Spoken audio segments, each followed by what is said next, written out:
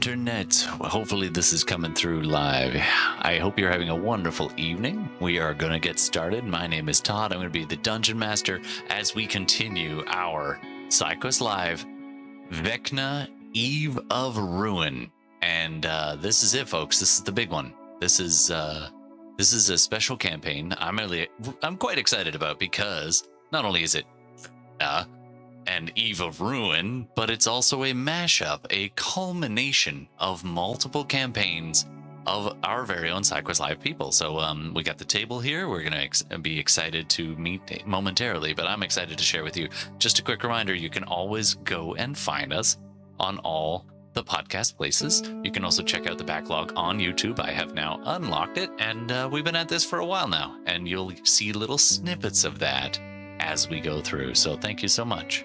And you can interact with us live as well on the chats, spend some plot points. Let's go.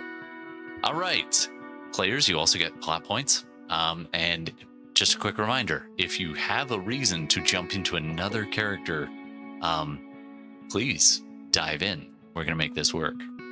All right, so where we left off last time, unless you guys want to, I suppose we should probably meet the table. Yeah? Standard streaming procedure. Standard streaming procedure. Okay, so let's go around the horn. Let's start with His Excellency. I'm Steve, and I'm playing His Excellency the Sasquatch. He's excellent and a Sasquatch. That is true. All of that is fact. All right, let's keep going around the horn. We'll go to Gwendolyn next. Oh, Gwendolyn next. I'm Judy. I'm playing Gwendolyn. She is an elf druid. Very elvish, quite druidic. And then we've got Bela. Hey everybody, I am Bela and I'm playing Isolde. She's not quite as elvish as Gwendolyn. She's only half elfish. And half something else, who knows what. And she's a blood hunter. Right, so she's just half, she's just anemic all the time. That's what you're saying. Like, I gotta have spells, and I need some iron pills. Just running she around. She needs blood, baby. Yeah. And then, of course, our Fenris. Right. Hey, I'm Gordon, and I am Fenris, Shadow Sorcerer, and he's a human, young human, but a distinguishing feature is that he has golden eyes. Fenris of the Golden Eyes.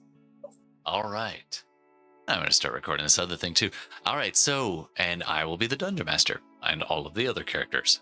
And like I said, though, feel free to jump in if it makes sense to have a prior character.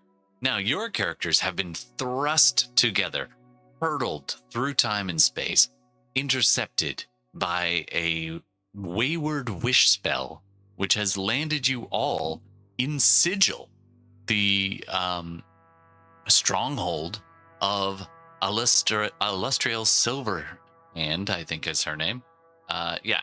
Lady Illustrial Silverhand, human / ancient / always young wizard. There's something weird going on there. But she is of legend, and not only is it just her, but she's also got other legendary wizards and figures of note across many different worlds, some of whom are whispered in legends, but most of whom have one or two actual, like, known interactions with the history of your variety of worlds. So the other two are Mordekainen, who is a very famous archmage in his own right, and then of course the infamous Tasha, who is an archmage of Oerth, and rumored to be the adopted daughter of Baba Yaga. And does none of these three would like hang out at a cocktail party together? They are just, Illustrial is very good, and Tasha's pure chaos. Mordekainen is very calculating, and they don't. There's no mention of them ever working together before. So this is something very strange. You got ported into this one room in the sanctum, and Illustrial, if I can get the right voice here, Illustrial indicates to you. You are welcome to seek refreshment. I have a study up far upstairs that you can use or a lounge rather. You can go up to the lounge and we have a few things to discuss here. But if you have any questions, just come on back down. And so you are kind of a ghostly apparition of a it's essentially an unseen servant, but kind of semi-translucent, kind of vibrates into place in front of you and kind of motions you to go up these stairs, which branch off from the waygate and the beautifully opulent golden marble room, and then the stairs leading up to the lounge. So you're welcome to stay, or you can go upstairs and talk things out.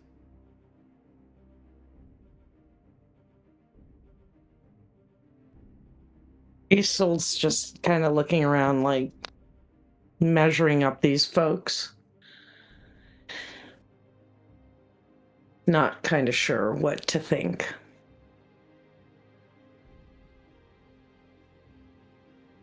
Fenris glances at everybody else. Similar type of measuring look. A bit distant. And then I make my way over to the waygate and begin studying it. This, go ahead and roll Arcana or Perception, but you'll get slightly different things. I want to use Arcana because I want to see if I can operate it, or if it's similar to the other waygates that I've come in contact with. Oh, no dice. 7. It was so close to a 20. It was just at a nat 20 it rolled over. I know. Oh, that's so close. So, Fenris, you approach the waygate that's standing there on this pedestal. It's, if anything, it's kind of odd because it's got this golden base, and all the waygates you have seen are typically weathered and ancient, and some of them are destroyed. Like the Knights of Pellar, the first waygate you ever saw, that your family ever showed you, like during the traveling times while they were fleeing, was this broken waygate where it was almost like think of like a Stargate, but a little bit more door shaped, but definitely an arch kind of shape to it. And the first one you ever saw was just literally shattered. It was broken into pieces. There was the base and a little bit like uneven, about 2 feet up on one side and only 1 foot on the other. And then chunks of stone laying around. But even that thing had radiated with a sense just to you. This, if anything, it's almost like looking at a light that is way too bright. You go to seek for the details, and as you look at this thing, you're just like, whoa! It's not bright. It's beautiful. It's well maintained. It's polished stone and gold inlay archway. You can see the bands where the waystones or the anchor points would go, but it's in such good shape that it's not weathered. So the seams between the normally rotating parts you can't even see the seams. So you know where they are based on your own experience of other waygates. But to look at this one, you wouldn't even know exactly where it is unless you spent more time on it. However, I'm not trying to do a deep look. It's really just a quick check.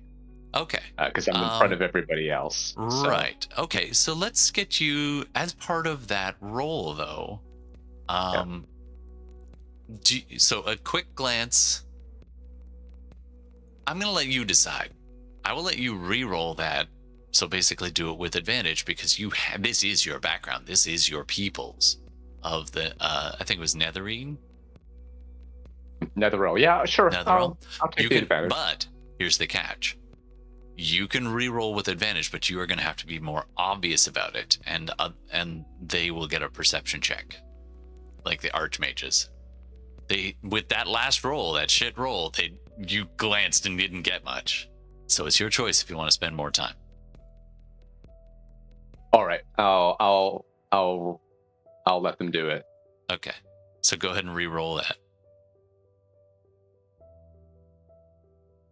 And that is much better at 22. Ooh, yes, that is much better, but much more obvious too. So with a 22, this is indeed one of the most pristine waygates you've ever encountered. Other than a very slight weathering on one side, this thing has been protected from the elements. It's been well cared for. It's like seeing the difference between an old rusty Mustang rotting away in a garage and a brand new one on the showcase floor. Like, this thing is the brand new machine, and it's even been updated. The ones you've seen are ancient. So this thing is not only a very powerful waygate, but it's been tuned in a strange way. You would be able to operate it, but let's just put it this way. It's like there's more than a single dial. Like, you're used to 2. This thing's got 4. And you're like, okay, I can run this thing, but if I start messing with these dials, those ones will change. So I don't know what that's going to do exactly, but it does something. But you could make it functional. Absolutely. And Okay. go where you want. Good to know. Can I help you with anything? Elestrial asks. This looks updated. I've seen other waygates, and this one looks like there are modifications, updates, options. Do a quick insight check for me. Yes, indeed. This is how how all of us come and go here to Sigil. The Lady 15. of Pain keeps this plane incredibly locked down, which is one of the reasons why I chose to set up here, because travelers like myself are unlikely to ever drop in. That's why your arrival was such a surprise. But you already knew that, didn't you? What was the insight? Sorry. 15? She takes a close look at you. She doesn't mask it very well, but she is surprised a little bit by your intense understanding of this. Like, she's watching you look at this thing and sees you look in all the right places without bothering with any of the decorative stuff. So you've seen some of these before, haven't you? Let's just say that I'm familiar with them. Look, no disrespect, but we're in a hurry.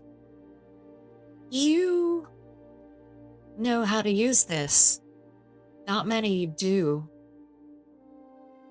Not without your chaos erupting. I've used these before, yes. Who trained you? Let's just say I'm a natural. I see. Well, make yourself at home here, Planeswalker. I thought we might have more in common. This is good. This bodes well. Might explain why that wish spell pulled you in here. Yeah, I suspect that's something to do with this.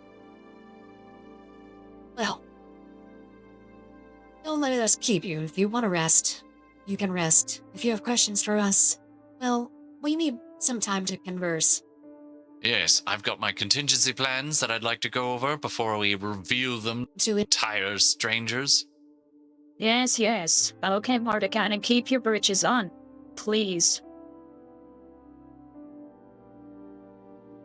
I have questions, but later. And I'll nod at them respectfully and go back to observing the gate. But not too long. Depending on what the others do, eventually I'll go upstairs. Sure. The short version is, with that roll of 22, you can operate this, but there are some things about this that seem a little bit different. Okay. And so you with even the 22, you don't fully get, like a 25 you would, but 22 isn't quite there. All right.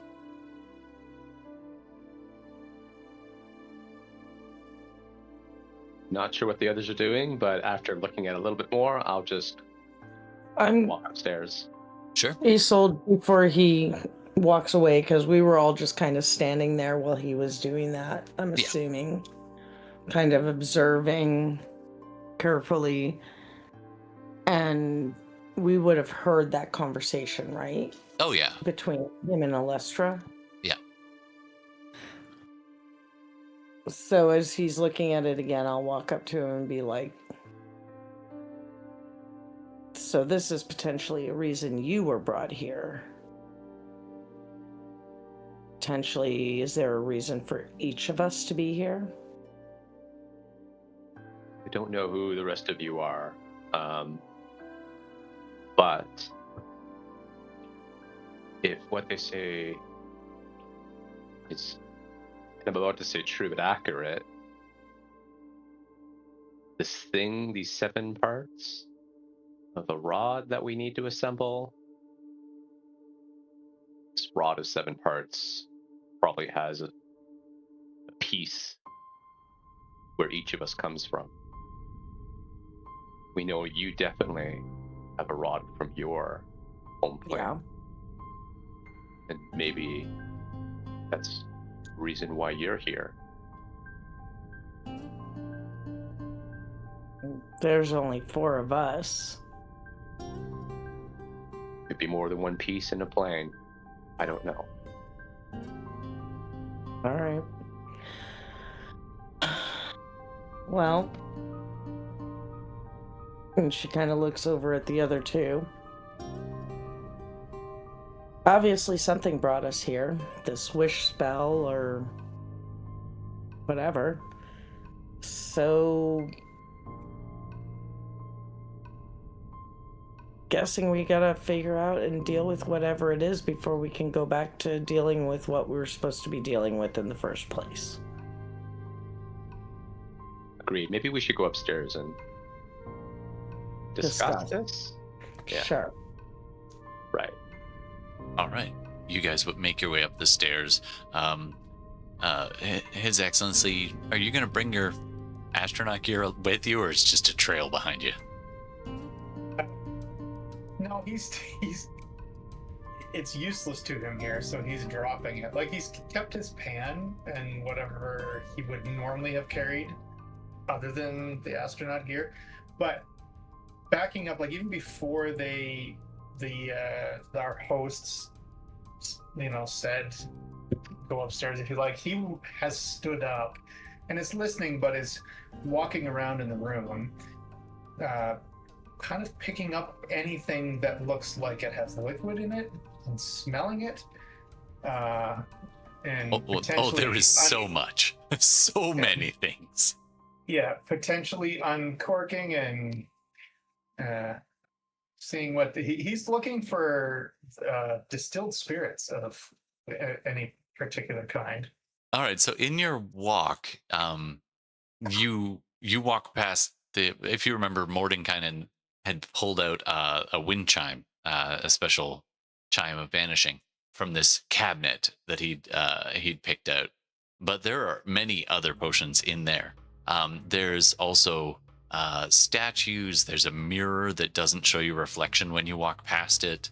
If you guys are watching on D&D Beyond, I'm kind of moving to some of the zone. There's several statues around that when you look at when you look at them, it's fine. When you look away and you look back and they're in a slightly different pose, but you cannot catch them moving. Like it's this weird thing. So there's a celestial that's near there. It's just kind of standing there on a pedestal, and you're pretty sure it's alive, but it's not moving at all. There's beautiful flowers and vases and little bowls of refreshing water. There's a bird and there's an astrolab, all these different planes interweaving on this one desk, kind of over near where Isold's standing. More stairs leading upwards to another. Actually, that technically would be the item Fenris was looking at. At the top of the stairs there, with the kind of at the bottom, there's this kind of platform for it that's raised up with some stairs leading up and down on either side, and it's just beautiful. And all around are all manner of strange plants and beautiful blossoms, some of which you're pretty sure are not from any plane you've been to. Strange Feywild plants that some of you might recognize. Certainly, there's this one that looks like it looks semi-translucent. Maybe from the Shadowfell would be at your first glance. Like the whole room is opulent. And then you finally make your way around to where Mordekainen has been kind of behind a desk, busily scribbling into a scroll. And he kind of notices you looking around. Do you want to talk to him? You haven't launched the virtual tabletop. Oh, I'm sorry. Display. I thought I did. Can you see it now? No, I can. Okay. Sorry, I've been narrating and moving you guys around, but you get it. Yeah. Too many buttons. I'm imagining he doesn't discover, or does he discover any, do an investigation check. Sure. Why not investigate? This could be really fun if you roll low or high. Oh, it rolled right off the screen. 3. That's this could get fun. You pick up this decanter. You're just like, this must be liquor. This looks like somebody's poured out some nice scotch or something beautiful in there. So you go ahead and roll initiative just real quick. It's just for see to who goes first. He has advantage, so. Yeah. I don't know if you. Oh, 15. All right. And I'm rolling garbage. Okay, you get to go way first. So Mordekainen looks up just as you begin to uncork this thing. Wait. And this blast of steam comes jetting out of it. And this whirlwind starts churning up. All the plants and leaves are starting to spin around. This is in a good 30-foot radius. This torrent of practically a tornado suddenly just goes up to the sky. Now the ceilings in here are pretty high. They're about 30 feet up, and beautiful archways kind of cresting vaulted ceilings. It's beautiful. So it's right up, filling all the way to the ceiling, this whirling dervish type thing, and just and then finally you see these two glowing eyes and two arms made of ethereal wind kind of form from within this, and the thing. What did it say? Who summons me? His Excellency will look over at Mordekainen and go, "What an odd object to use as a spellcasting summoning focus, and what an odd spell to have bound to it." I am no spell. No, I wasn't calling you a spell. I was merely pointing out that it was a spell that summoned you, and that spell must have been bound to this.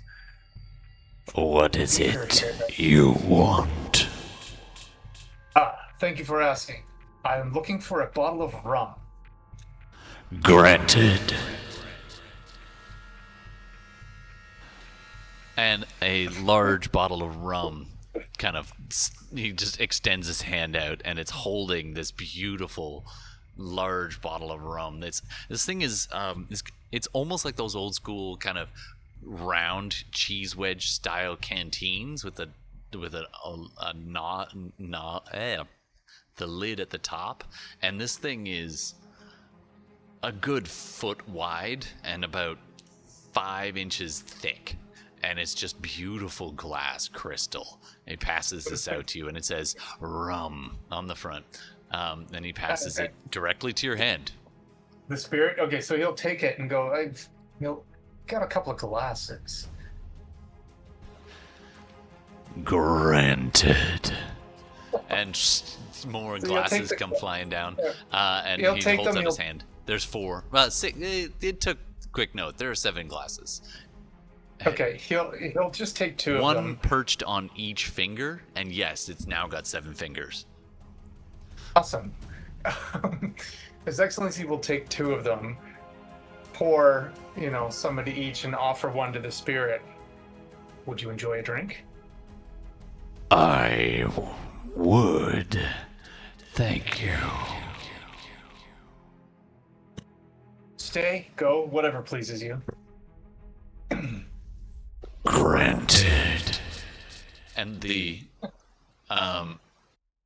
whirlwind right back down sucks into the sound dampener, so you don't hear my dryers cutting out all my vocal sound effects. But anyway, it sucks it all back into the bottle, into the decanter, and now that the roaring wind is not deafening you to it, you can hear the others kind of freaking the fuck out a little bit, and they're like, Are you fucking kidding me? This is what the Wishbone brings us? Says Tasha. Well, I mean, you yourself are an agent of chaos, are you not, Tasha? Hey, and Mordekainen's like, I am trying to plan. He motions you dismissively away. His Excellency will grab all the other glasses kind of to himself, and then will offer everyone else a drink. And he takes they do accept. He takes the bottle that the spirit came out of, and he puts that in his bag. And if anyone complains, he'll stare at them. Do you want to try a stealth check, or you're just going for pure intimidation? Oh, no, he's just not even. He's just in his mind, it's why would anyone stop me from taking this? Sure. No one, So you lock dead-eyed with Illustriel as you put this in, and she just kind of looks at the thing going in your bag and just kind of shrugs, and then and as you begin to walk away, she calls back, I will want that back eventually. But it's yours. You might as well finish it. Okay. All right. Yeah. Fantastic. What else? Let's jump over to Gwendolyn. While all this chaos is going around, is there anything that you're doing? Drink. You do get a drink. Yeah. No, I think Gwendolyn's just observing at the moment, just watching the other people and how they're interacting with the others, trying to make some sense of what's going on. Sure, do a quick insight check for me.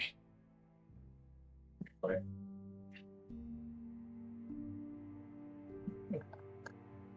Pretty Oh, good. 25. Damn. All right. So while everyone else is kind of a bit busy, His Excellency causing all this, Fenris having a conversation on the platform, you get a better chance to look at Mordekainen, Tasha, and Isolde. And you get a pretty good read on all of them, or you can get an amazing read on one of them. Which would you prefer?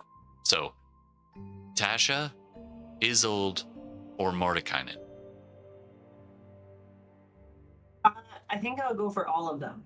Okay, so you get a pretty good read on all 3. So, Yeah.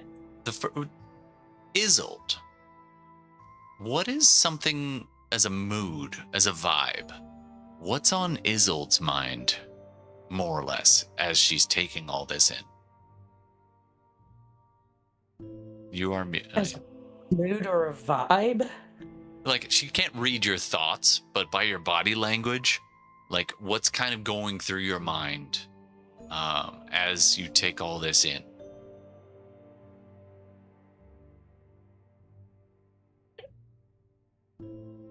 She's probably quite suspicious, I would say. And very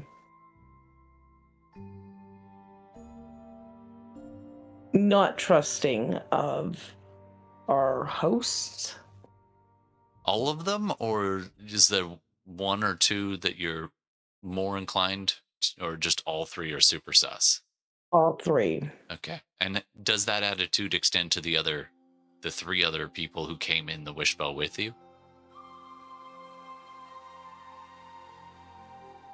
She's not positive about them, but they're not the ones that somehow wished her here, so they're just as confused. Like, it's clear to her they're confused as well.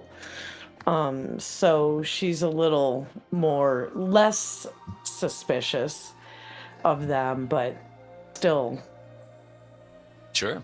So, Gwendolyn, you pick up on all of that from Isolde just by the way she's looking around, checking for exits, checking what everyone's doing, trying to position herself in such a way that you can tell she's a martial trained person, somebody who knows what to do in a fight.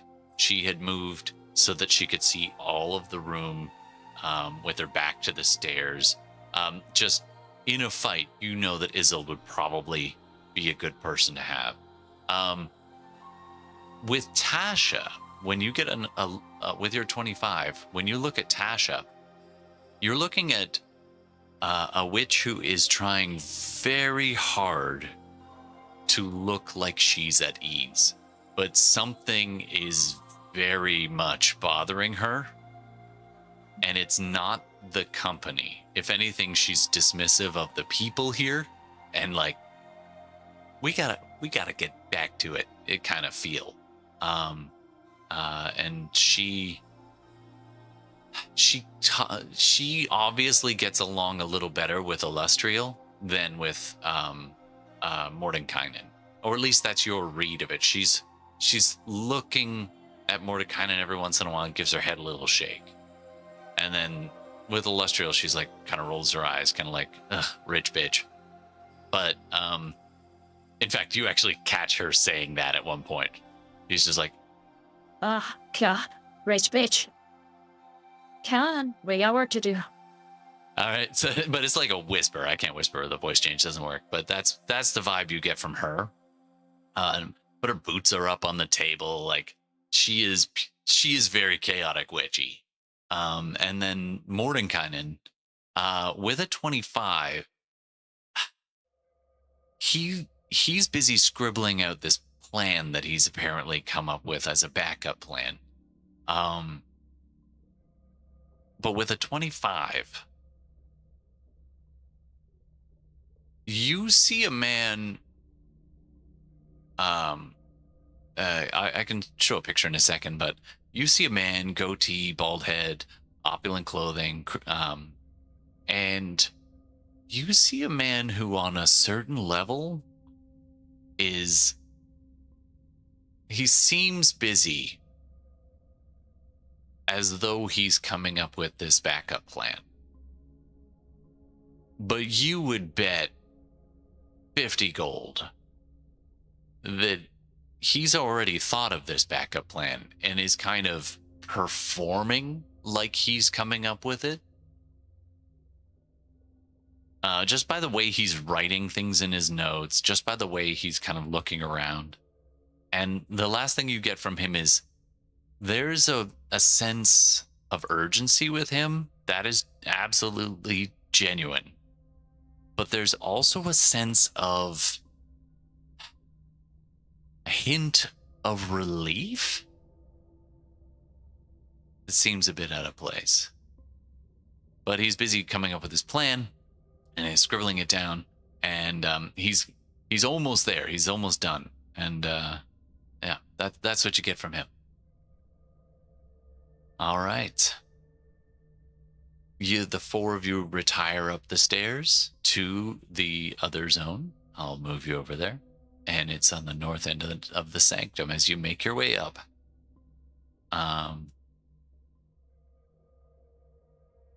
And I think I can grab all of you and just drag you up. Yeah. So you make your way up to the revealed spot above. It's this beautiful, well, I have a script. I can read the script. This is why we pay the big bucks. Roaring fireplaces are built into the east and west walls of the lounge. Comfortable couches and chairs are artfully arranged before a grand staircase that leads downwards. There are a number of platters of bowls of fruit that are probably never empty. There are a number of beverages, and against one side you do actually see kind of over near one of the fireplaces on the, let me just grab this. Yeah, you can see that on one of the fireplace mantle places there's a nice spot where you could probably put your drinks, or you can place it on a central table that is kind of oval in shape. The place is yours, although if you're loud, people down the stairs would hear you.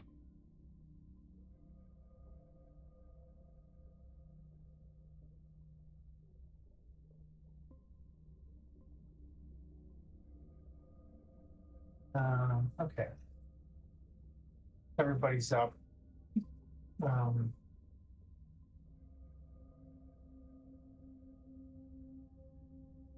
You'll sit down and say, so is this the first time for each of you having been transported to another realm against your will or knowledge?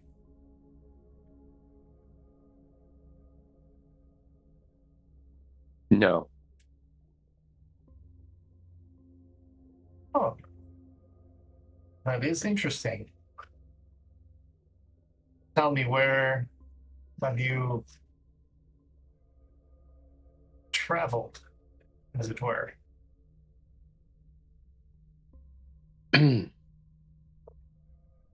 Are any of you either from or know of Faerun? Faerun. Yeah, Faerun. Faerun. Yeah. That's where I came from. Okay. I've never heard of it. I heard that you're from a place called Tazfarel. I point to Gwendolyn. You and I are from the same place. Gwendolyn, can you do a history check for me? It's like a recall. You're going to do this with advantage.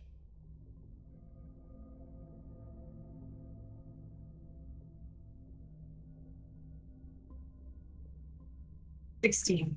Not bad, not bad.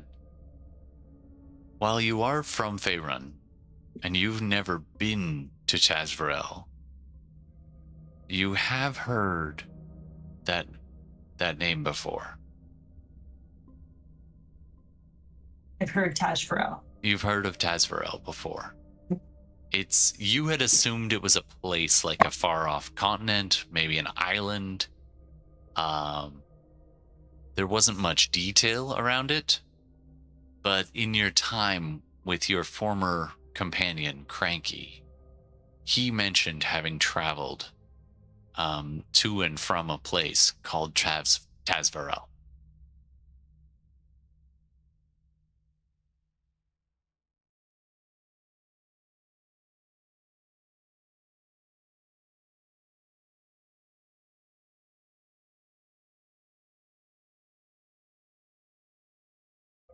Right. And you're not from either? Where are you from?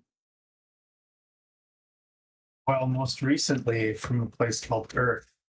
It is in the Sol system. It is quite different to this world and to the world I inhabited prior to visiting there. Magic worked differently. There were that world was in a state of technological development far advanced beyond this one or any other I've been to.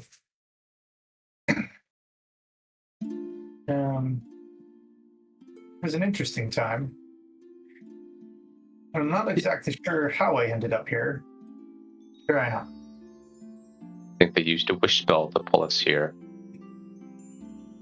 Yes, it was interesting. It was interesting. There were premonitions of Kran's location for some time before it actually happened. There were red herrings. There were indications it was possibly faster than light travel. There was indications that maybe the faster than light travel was not the thing that fairy folk were feeling. Still a mystery I may never solve at this point, unless I find some way back. I'm now disconnected from friends, and it is somewhat disconcerting, but I suppose they will manage. And did any of you, or being brought here, either witnessed or heard of incursions from undead? Any of you encountered cultists who potentially dismembered themselves in some way, maimed themselves in some way, such as removing an appendage? Oh, interesting. No, I did not encounter anything quite like that. There are plenty of cults and other religious organizations, but not that specific example. Does this sound familiar at all to Isolde? When Talithar 'Cause she came, was he just mentioned trying to- there was. I mean, it's not totally dissimilar to the way the Inquisition used to work. You know, they were sort of cultist in a way. There wasn't, I believe, specific mention of undead, but he did mention that there were drow involved, possibly, and you know, the former, the kind of scattered. You assume the scattered remnants of the Inquisition were maybe what your job was going to be, but that doesn't quite match up with what this Fenris guy is mentioning. Okay. Gwendolyn, however, recognizes all of these. The question was incursions of undead or cultists that mutilate their own bodies. Sounds all very familiar to what you have done.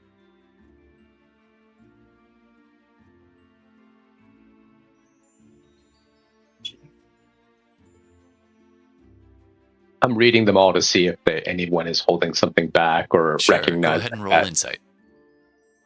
And if anybody wants to keep something secret, please roll persuasion or deception. Not very insightful. 5. That's below. That's below passive. And it's just like. I'm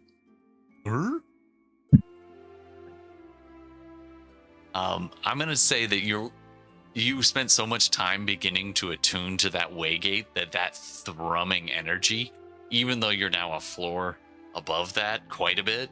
Yeah, like those staircases wound for a while, but there's still that vibrational hum which is distracting to you. Yeah, I guess that would kind of put me not in the greatest state. So, okay. I don't know if Gwendolyn's going to respond or not respond to my question. Yeah, it's just deciding if I would. Because she doesn't want to say too much until she's Yeah.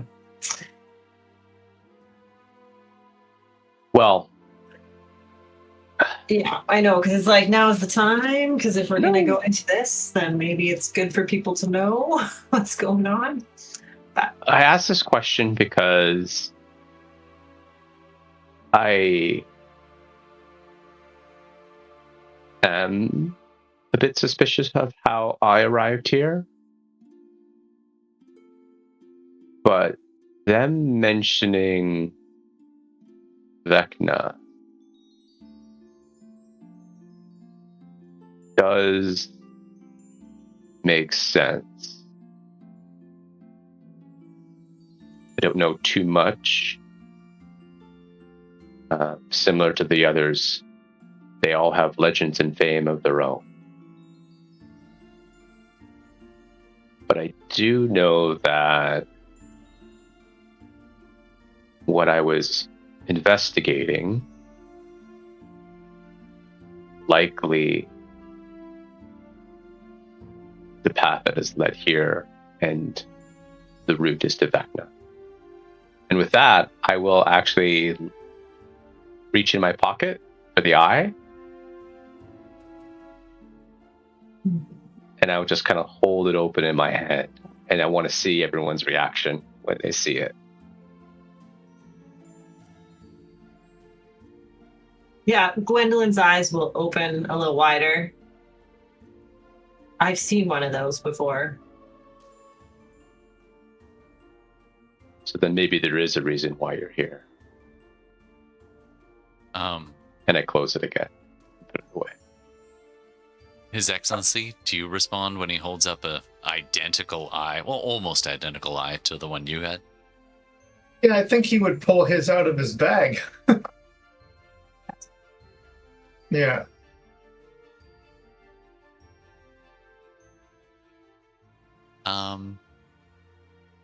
Interestingly, every other time you have paid attention to this eyeball, it tends to animate, glow green, circle around, and start taking in what's around it.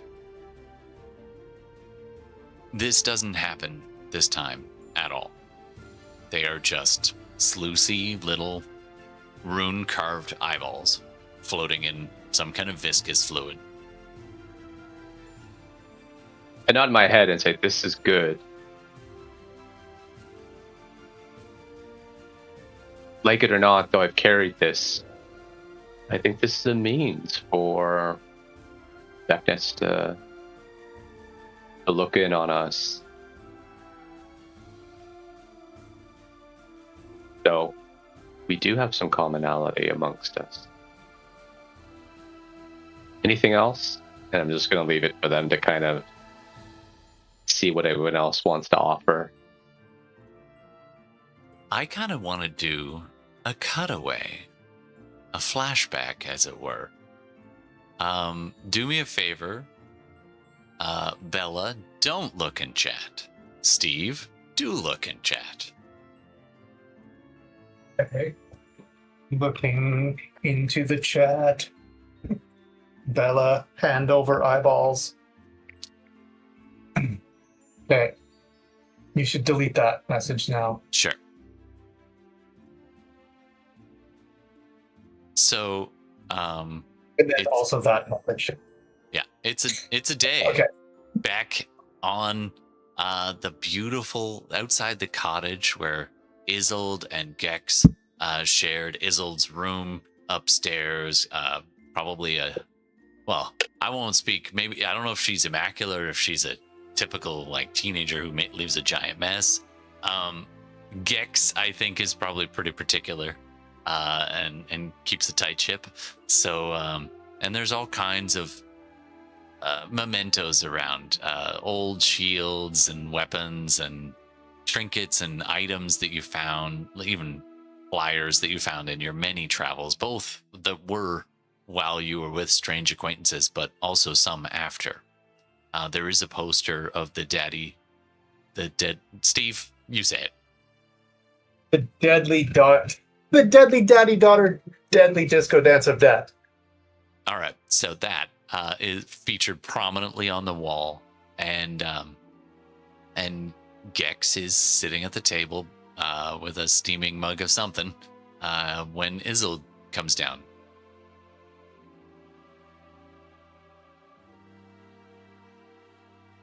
You decided to get up, finally. You're muted, by the way. And do me a favor. Do a perception check, Isil. Oh, sorry. I didn't realize my thing wasn't on. No problem.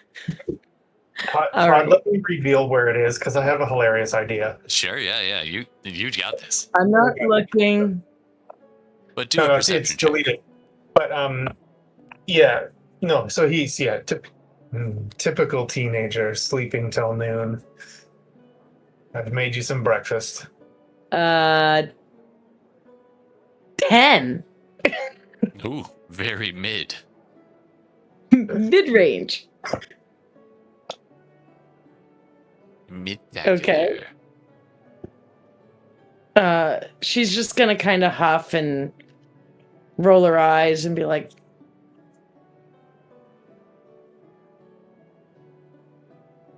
so? You know, there's going to come a time where I'm not here, and you're going to have to get up and feed the animals. They can wait. Takes a sip of his drink, whatever it is. It's probably grog. And then he's got picks up a stick off the table and continues whittling it just into a fine point. Kind of, at this point, it's about the thickness of a chopstick, but very sharp end. Picks his teeth with it a little bit. And then he goes, well, what are your plans for the day then? I don't know. Just gonna probably. Have you made anything to eat? I'm kind of hungry.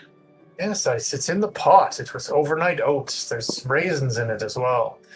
Oh, God.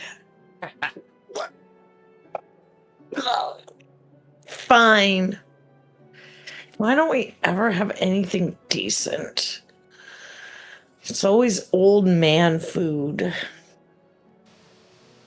Fine. If you had been up early enough to collect the eggs, I'd have made you that, but by the time you got up, I had eaten them all. And as she turns to get whatever she's going to get, he will take that stick and stab the circular object that the raven had dropped in front of him when he was outside working, thanking it for the delicious eyeball. Stir the drink with it. Pop it in his mouth like eating an olive off a martini stirrer. Take a swig and swallow it.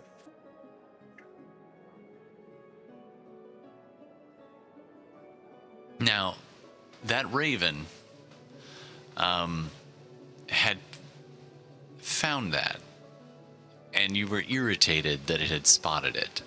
And this is, by far, the most hardcore way to dispose of evidence. That, interesting, okay. And with a mid, it might have been a pickled egg.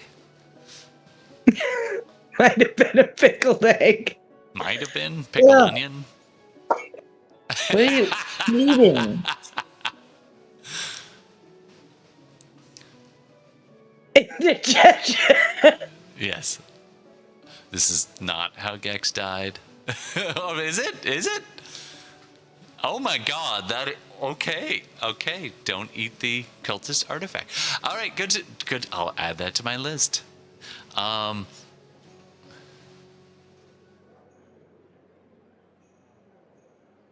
So this is their last conversation? No, he should suffer for a while. Yeah, and it not would be an illness for a just while. rots away. As it leeches necrotically his life away slowly. Because that would destroy her. Well, she's pretty fucked up because of his death, so this is just extra trauma. But she never knows Sprinkling. this. He did not see this. Yeah. No. Yeah. I asked what you were eating, but you didn't respond, so she thinks it's a No, he pickled said, egg. oh, you know, Poor just, old people shit. it's just a garnish. Do a I Constitution like- saving throw, just to make sure. You know, I gotta pull Gex up here now then. Yes, for the audience who didn't know, Gex is a half-orc rogue from the Strange Acquaintances campaign, and a father figure to little orphan Isolde. He was a Goliath. Oh, it's That Goliath. I explains thought it was it. half-orc. No, Goliath. you're right. Goliath. You're right. He's a Goliath, yeah. Which was an 8. Oh, yeah. He didn't linger that long, actually. It was reasonably merciful. He was already getting a bit on at this point. It just kind of hastened things. But that's for the audience to know and Isolde to wonder at. All right. We are going to cut back.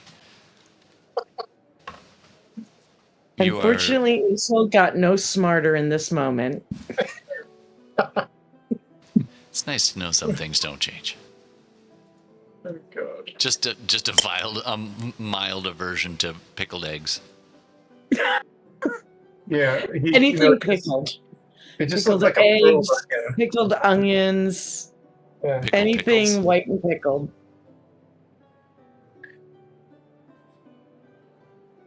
I'll do one last thing just to see if you can tie it together.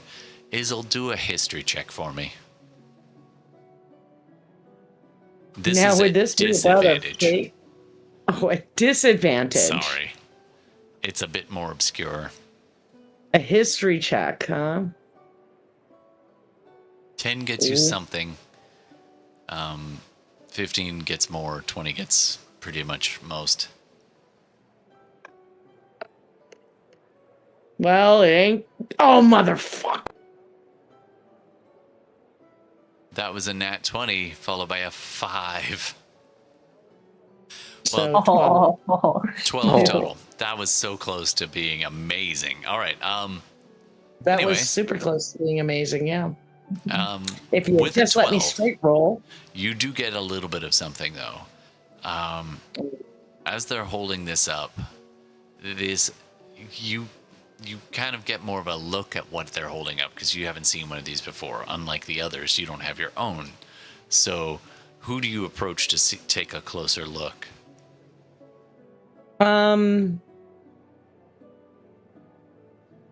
She would probably feel more comfortable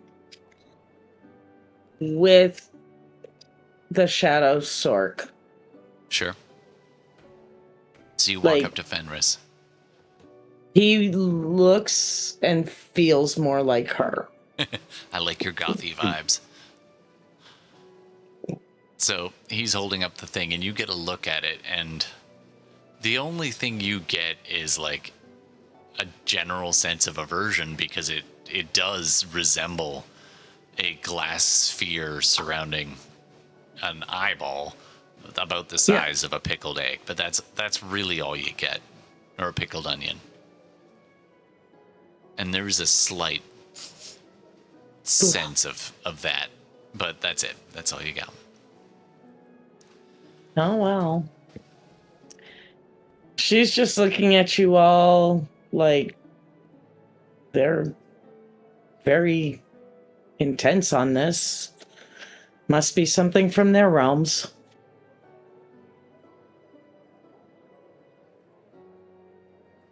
So, Is what she thinks to herself. yeah, I guess in the silence, Fenris will speak up a bit. All right, we're gonna have to go down at some point. You can also What? look around if you want to. What do you all make of this offer? That's not really an offer. They want us to go find these 7 parts, stop Vecna.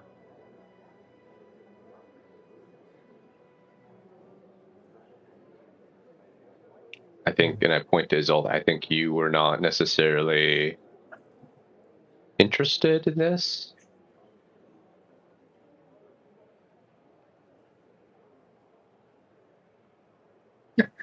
think Either she froze. Bella's Willingly. very good at. Yeah, you froze. I was like, is she? Uh. Is she? Oh, did I? Yeah. No, you're Nice. back Okay. now. Oh, I was just saying, yeah, I was in the middle of actually doing something when I was unwillingly transported here. So, yes, this was not my first choice, but it seems as if we're not really given a choice in this matter. I don't know the reality. You make it sound so simple. We've all got these weird looking things. It isn't as simple as you always think. I mean, we may or may not be able to do whatever it is we're supposed to do. Why we were picked, I don't know. But we can try, and I'd like to just get back to where I come from so I can finish what I was supposed to do. Because I don't back out on my promises. And I need to feed the damn animals. I turn to Gwen and you. The very little I know of Vecna is very powerful. I don't even know how he would have a chance against him.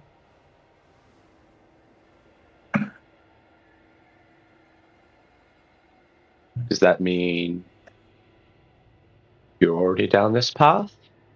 In opposing Has him? your eye ever shown you anything, or just looked like it does right now? No, it's outside of this place. It has animated. I've only come across it recently.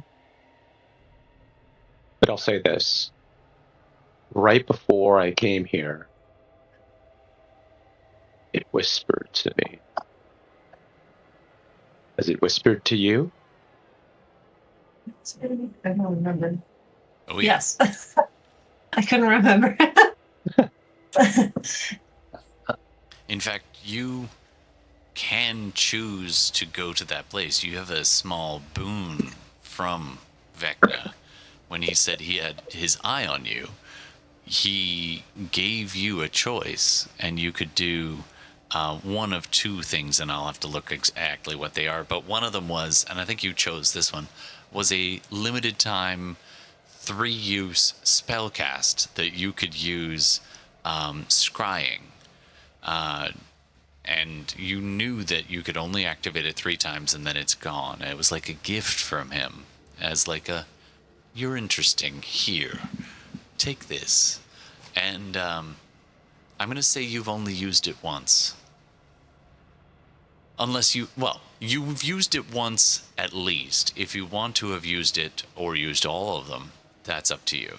But the time you have used them was, you had to find Cranky in a hurry.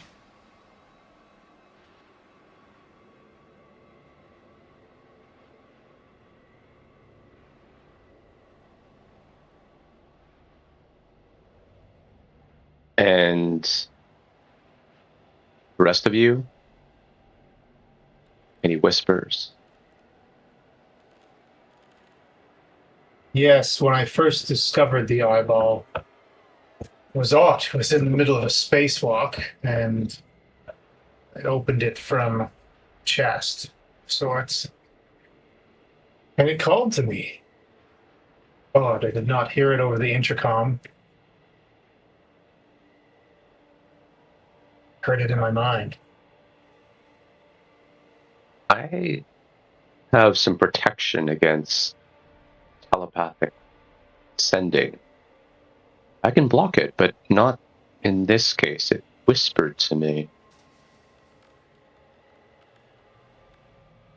And it wasn't, as far as I could tell, either somehow it got around my shielding. Maybe it's just communication through this artifact. So I don't know if it's just pure telepathy. I do know then at least the three of us each have come across and been touched by Vecna in some way. And my concern is that regardless of the motives of the three below, we're being swept up by the one we're being set up to oppose.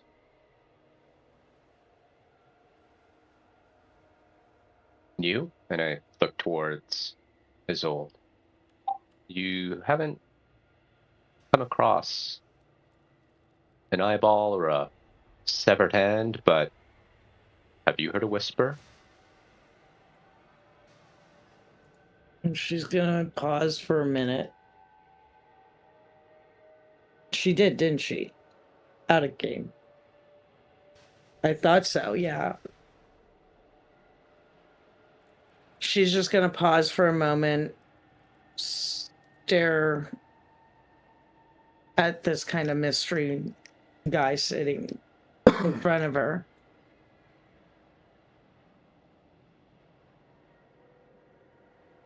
Yes. I've been whispered to.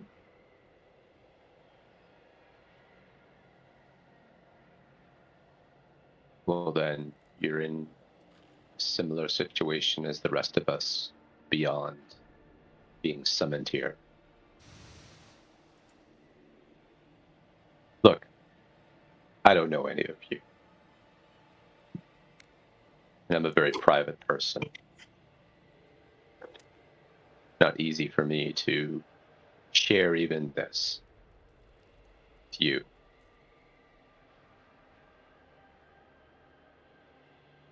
But I will say this.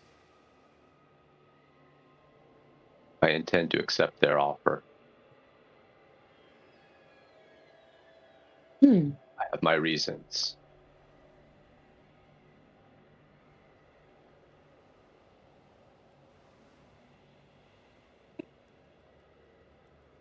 Whether you join me or not, it's your call. But I'm doing this.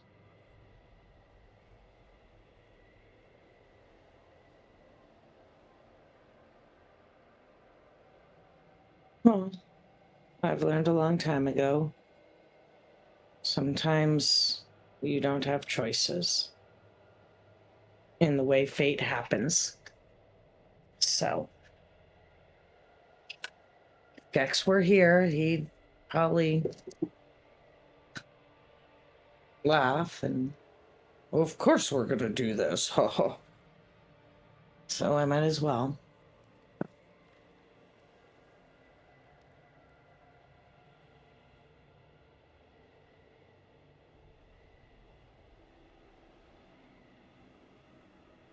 I feel like this has been coming for a while because that eyeball, I first saw it a while ago.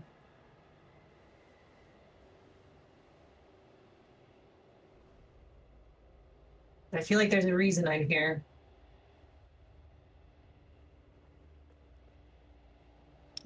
And that means I should probably join.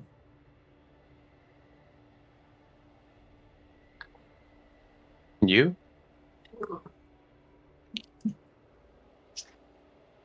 What else is life, if not to adventure? I'm not motivated by money. Motivated by experience. All of you seem interesting. Maybe it will lead me back somewhere I've been. Maybe it will lead me somewhere different. I will take up the challenge. And if anyone's glass is coming down, he'll continually be topping people up this whole time. The Fenris actually hasn't drunk anything yet. Okay. how just curious, His Excellency, how much has he drunk of this bottle so far? Just approximate. A glass, 5 glasses. What do you want? Oh, he's had several glasses for sure. All right, you literally have a specialty in throwing random things. That is on your character sheet. So you've got an excellent eye for like heft, or not eye, but you've got a great feel for the heft of an item. This should be getting lighter. It's not. He's enjoying that, I'm gathering. Wow. A never-ending bottle of rum. Just what he always wanted. Don't One forget other the thing, glasses. as I see His Excellency kind of just pouring himself more drink, because I don't think anyone else is drinking. I don't think so. But are any of you linked to the divine? And I kind of say it with a bit of a twist to my mouth downward. What does that mean? I don't know what that means. Are any of you clerics or paladins? Are any of you of faith to the divine?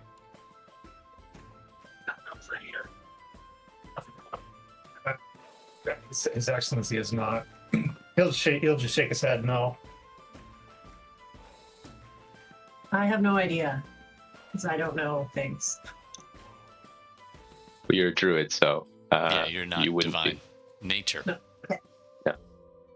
And blood hunter. Not so divine, are you? Isn't that odd? You would think that, not that I'm complaining, but you would think that at least one of us would be coming here on behalf of the gods. Yet there isn't any. That's peculiar.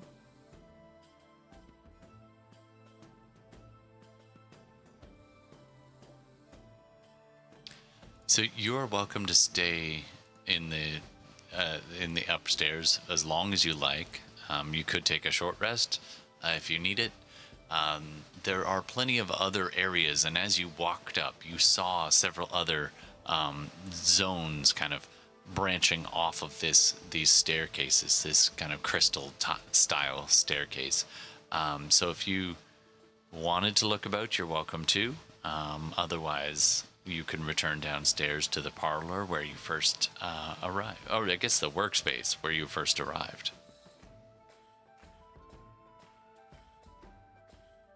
I don't know about the others. I don't really care about snooping around. In the abode of 3 archmages, I'd rather maybe when people are done talking, I'm open to going down, because I myself have a couple of questions for the 3 mages, and if there's something that I actually want, I'll just ask for it.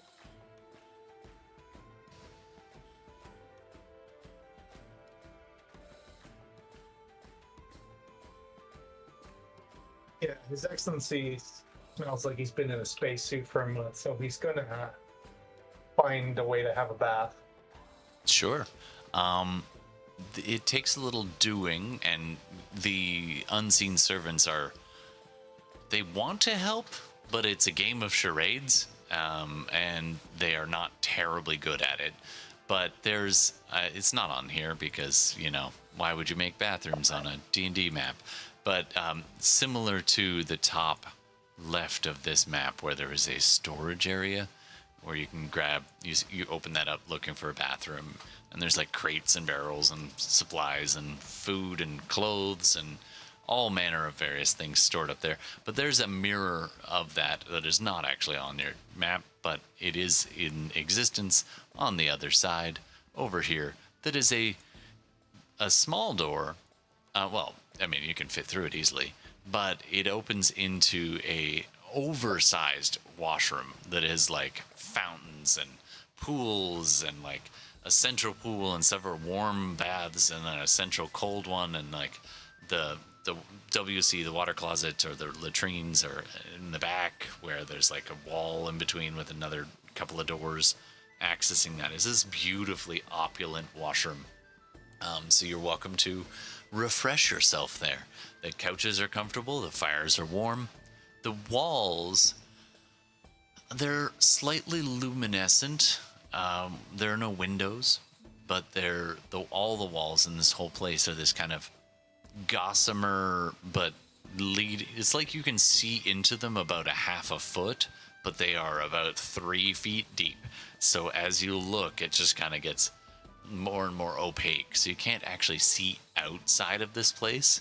However, I would say Isolde, who's used to hunting, and Gwendolyn, actually, you're used to being outside. Actually, the three of you, His Excellency as well. If you concentrate hard enough, you can pick up a slight thrum in the walls. It's very faint, but you can imagine that outside of this is a less comfortable environment, whether that is churning winds or waters or storms, but there's energy on the other side, but in here is beautifully protected. So you finish your bath, you get an array of, actually I think that's a good moment for me to show that image of him in the forest in a tub. Maybe I'll do that in post. Do it now. Nowity now. I'll fix it later. Fix it in post. So, if you're ready, you can head back down and talk to the archmages, and we'll see what you make of it. Fair? Yeah.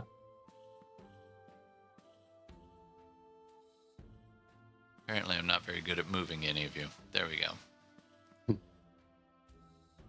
All right. As you go down, you do get little glimpses of vague idea that there is a fully separate parlor, and off to your left, as you come down, you can kind of see over the wrought iron gates that open up between them at the back that are so interlaced with wood and iron and silver and gold that it's actually hard to see under them. But when you're descending the staircase, you can see over them. And so you can see there's a workspace off to your left as you come down the stairs. And then you can see desks and arcane sigils and that sort of thing over there.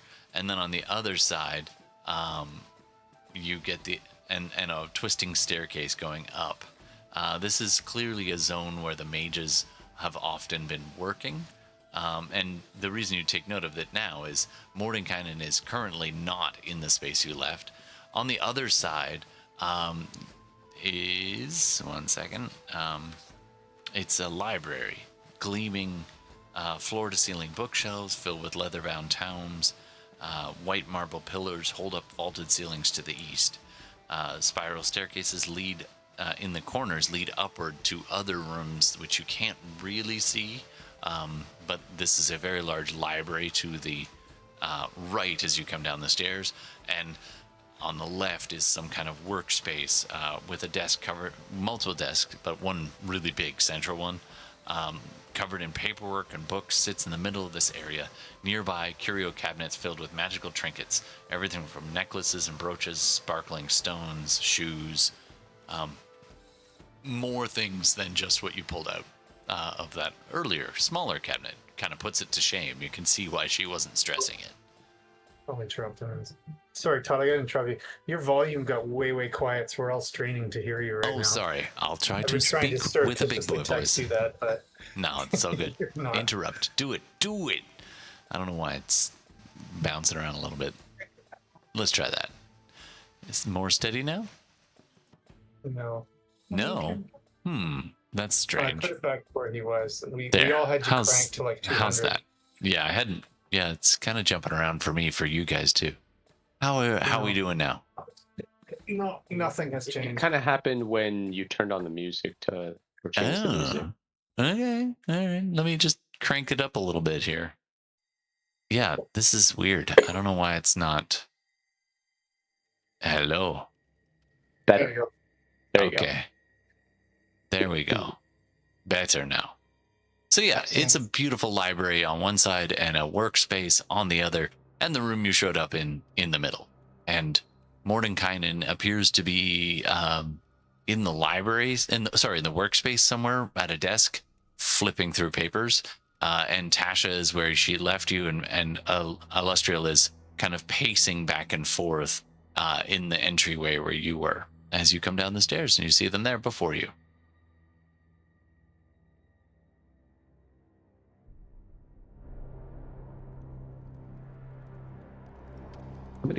I'm gonna go up to Illustrio and nod in her direction to see if she's open to me conversing with her and asking some questions. Yes. Fen, what was your name again? Fenris. Fenris. Right. Yeah. You're well? Thank you, for giving us time to work. Got a lot to do. So, Yeah. what can I do for you? Well, you mentioned that likely this wish spell brought us here. Perhaps not exactly what you wished, but brought us here to oppose Vecna, and maybe it has something to do with this rod of 7 parts. Who casted the wish spell? Yeah, that would be me. Tasha says. And me. And Mordenkainen was helping. Yeah, so he says. Why all 3? Well, when you're trying to stop a god from achieving the ultimate above godhood, you don't do it on your own. You have to craft it, you have to get the wording just right. And if you make any mistakes along the way, it can be absolutely deadly. So, Tasha, Illustrial, and Mordenkainen called me up because they knew they would fuck it up. And if any one of us died in the attempt, then there would be others to carry on the tasks that we have to do. This is too important to just leave to one. I'm just asking to try to understand what exactly was wished.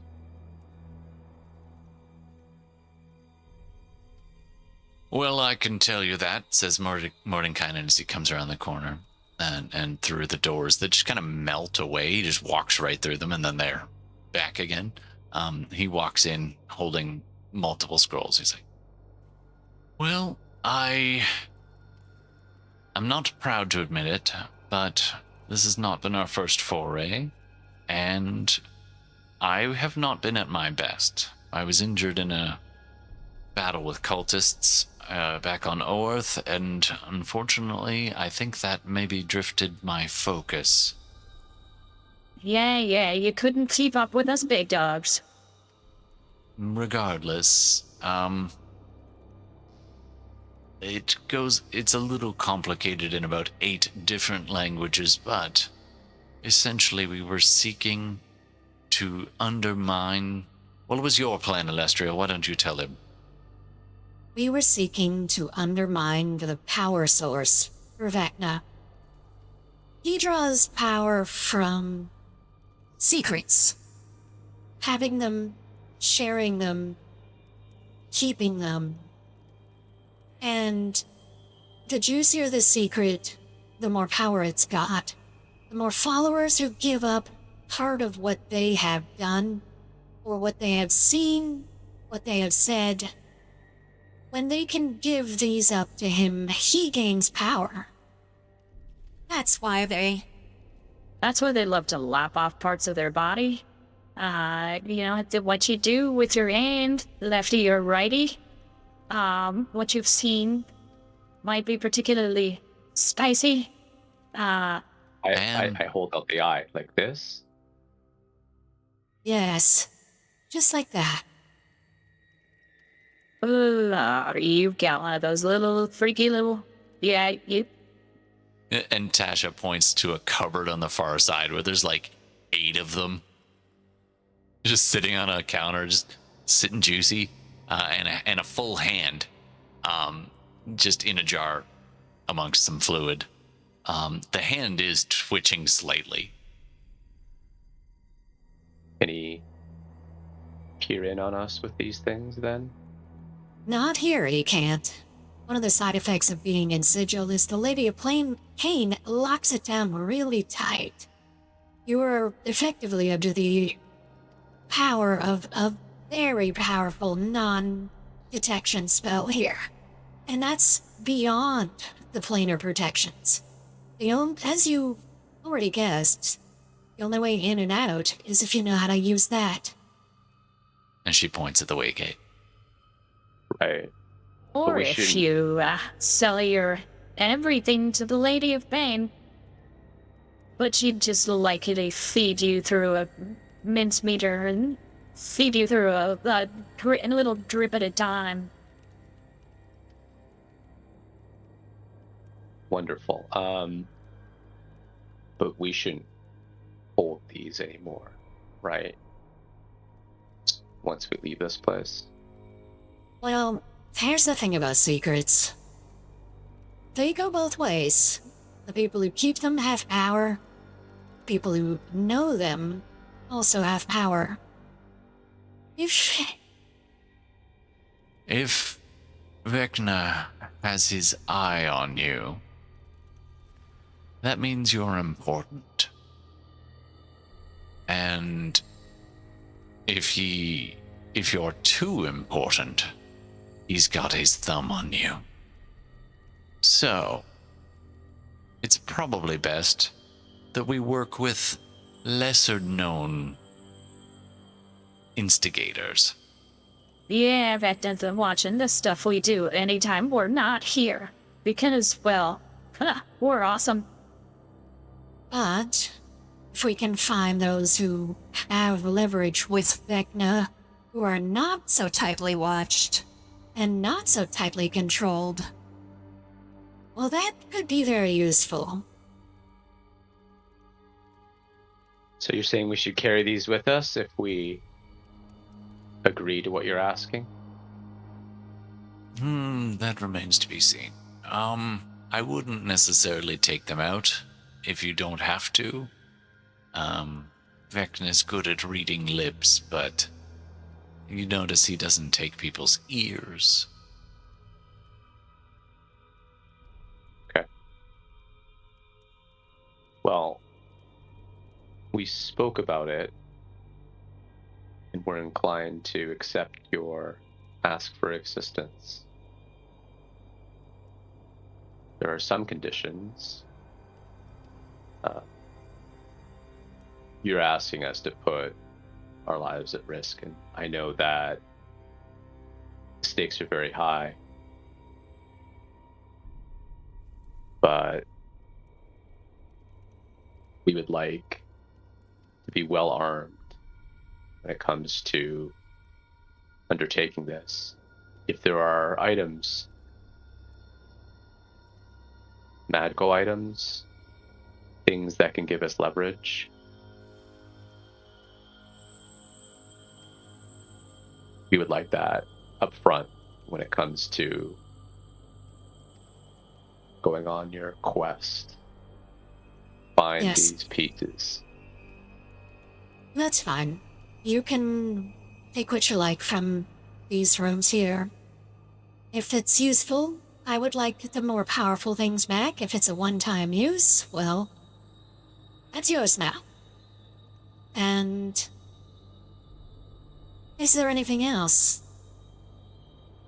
Yeah, The others. your adventures. You probably like the monies. I'm not an adventurer.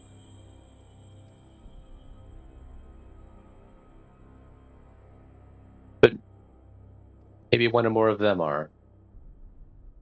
I've said a lot. Anything else that you guys would want?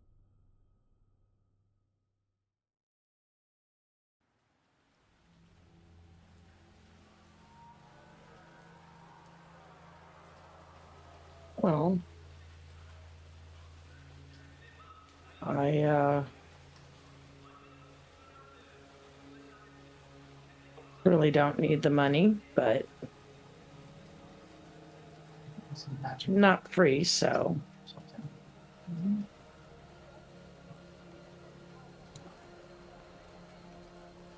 Well, you can figure out a price and I'll let you know if that's good enough. fair enough. We've worked with adventurers and mercenaries and those with a stake in the game. Now, if you're all involved, then I've got good news. I worried perhaps that our wish wouldn't stop one as powerful as Vecna. Illustrio, please forgive me, but I did plan a contingency. Vecna's too powerful to stop directly at this point. However, no power is absolute. I suspect Vecna will be vulnerable as he weaves his ritual. Yes, we don't know where, but we do know he is attempting a ritual to siphon power and into himself and use that to become God among gods in order to rewrite existence itself in his image. Yeah, Dick probably wanted to hair. Was that a knock at me? Yeah, take it or leave it. So yes, he's somewhere doing a ritual and it's probably already begun, so we don't have a ton of time. What's your plan, Mordekainen? Well, if you confront him and weaken him, this chime of exile can be used to banish him back to Oerth. He would no longer be able to affect multiple realms at once. His plan to remake the multiverse would fail. Mordekainen's eyes are gleaming with excitement as he continues. There is an artifact that is, I believe, the only way to weaken Vecna, so that the chime can be used against him. It's called the Rod of Seven Parts. Unfortunately, the component pieces are scattered across existence. While my esteemed colleague researched magic needed to cast a wish spell powerful enough to stop Vecna, I looked into finding the rod's pieces, should we need them. The first piece I've found. It's deep in the cavernous Underdark tunnels, somewhere inside a hidden safe house for the worshippers of the demon god what was that beholder's name again? I have to pull up the character sheet. Kavarn, that was it. Kavarn. Worshippers of the demon god Lolth and their allegiance with this Kavarn. The safe house is called Webb's Edge. If you find the first piece of the rod, my friends, the portal on the dais will take you to... first, find that rod. I can read. Once you locate this first piece, the magic inherent in the artifact will point you to the second piece, then to the third, and so on. This sanctum's portal reacts to powerful magic such as this artifact, so as you find each piece, this portal will lead to the next. No need to use another key, just the most recent piece of the rod will suffice. There's no time to waste. Once you've reassembled this rod, we will all confront Vecna and stop his heinous plan. You'll be the heroes of the multiverse. How does that sound? I don't care for titles.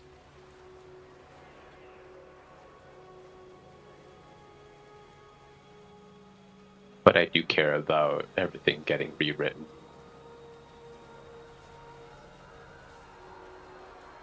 So you say that once we get this piece, this first piece, it'll lead us to the second, and we'll create a portal there, yes?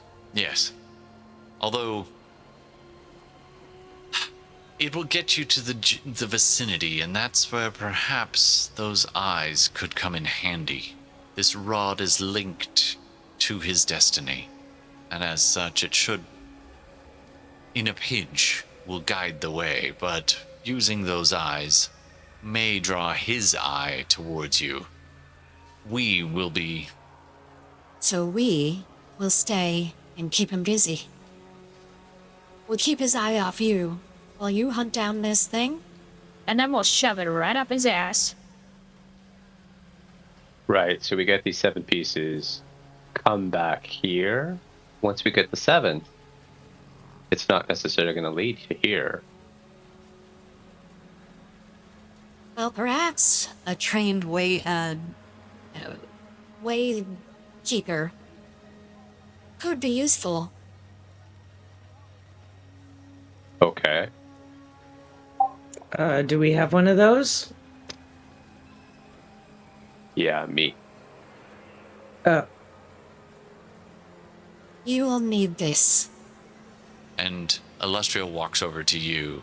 Actually, she walks up to the dais, reaches up to one of those dials you didn't even know were there, and plucks out a small diamond. Well, actually, it's not that small. As far as diamonds go, it's pretty freaking big. It's about the size of a D8, if you will. So that's enough to retire from right there. But it's got these weird carvings and crystalline structures within it. And she brings it over to you and holds it out to you. With this, you should be able to cast a teleportation or plane shift spell if you're capable of it, and it will bring you here. If not, well, you could funnel magic into this, and it will let me know to come and get you. And I'll be able to open the portal from my side. So either way, it could lead you back here. Now, I trust you understand. I don't give these out very often. I understand.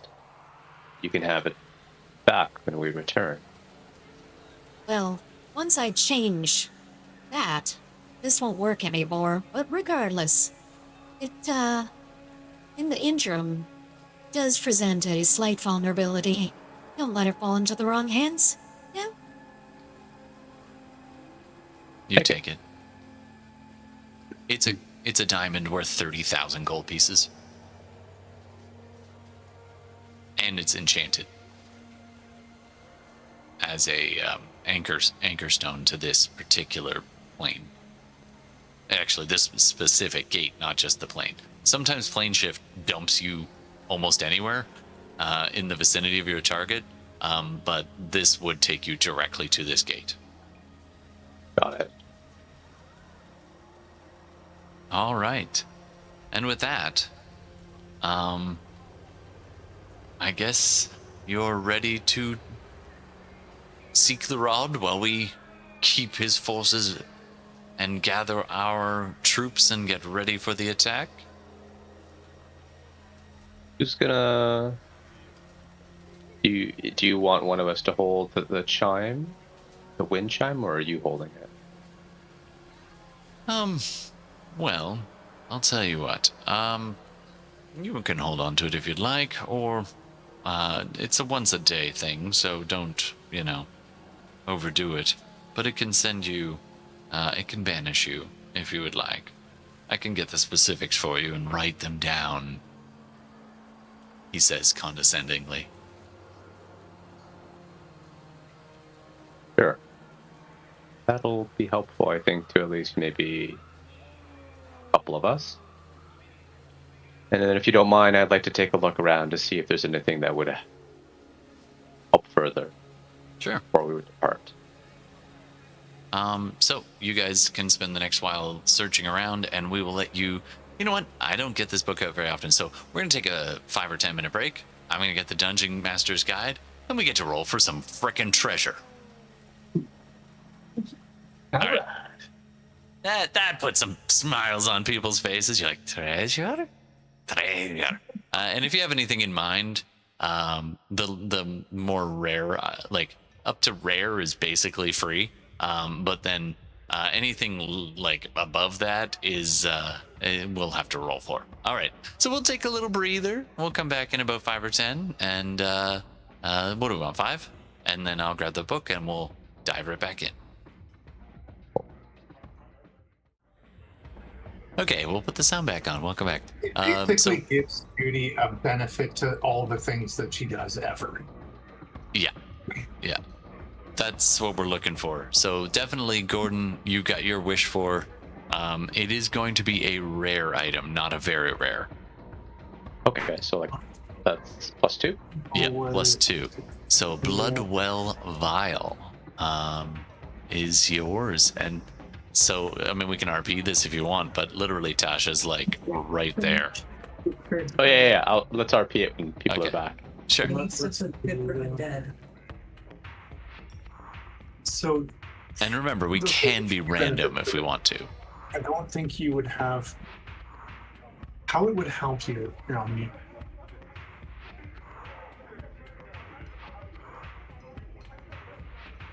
Could also just, oh, what is happening? Nope. There. One thing, like Steve and Judy, you could do is you could just use ChatGPT or Gemini or something to say what are really cool. Yeah, okay, you got it.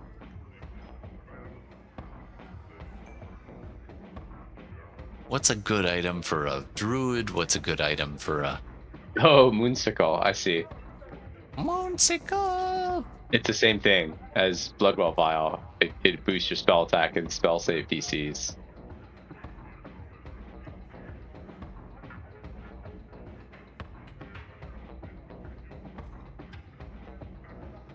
It does not let me look these things up very easily. That's kind of irritating. But absolutely, let's see if we can find it on the page.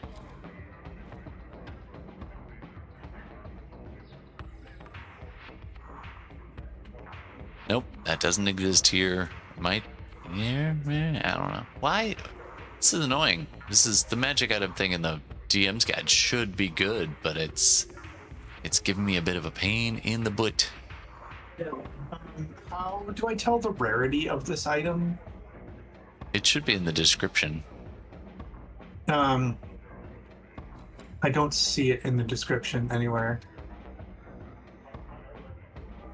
Well, it'll basically work the same way as the Oh, blood. it says rare. Yeah. Yeah. Oh, I The got blood you now. well. So you can get rare items.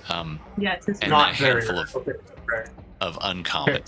So you So don't I have to will- just ask for one. You can get a couple things. Okay, I'm going to add that to her equipment then. I'm going to equip it, and I think you have to attune it, which we're just going to say you can do. Okay. And so the Bloodwell Vial that I can get is what? The +2? Not the Yeah. +3, right? The Okay, +2. cool. Got it.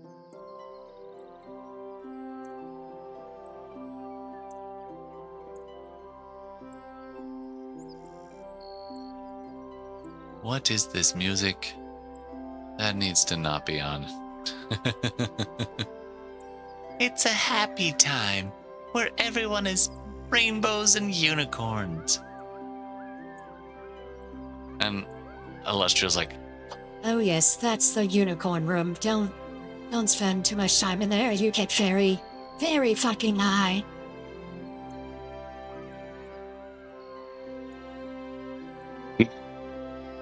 I'm assuming uncommon items are not on the list, or are they? uncommon is fine. Very rare is, if you want to go for a very rare, you have to do that with a roll. But Okay. that would be very unlikely. But if you're not sure what you want to get, then that's fine. You start just piling through these various cabinets and counters and so many bags of holding.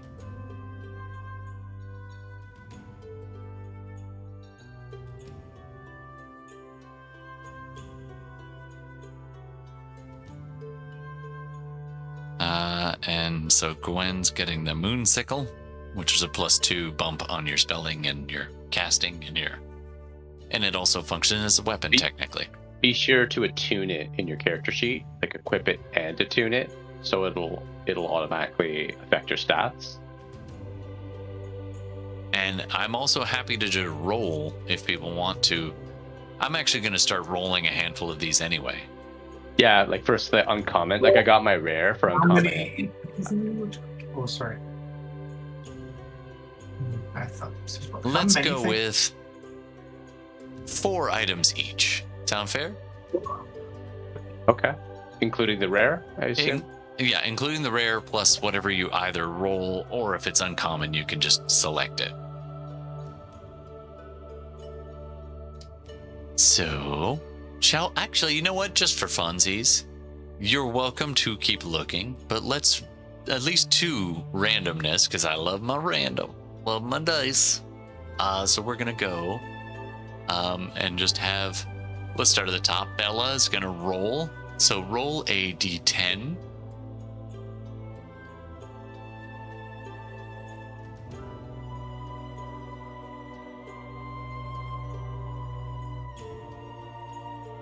Okay, a 10. Oh, that's good.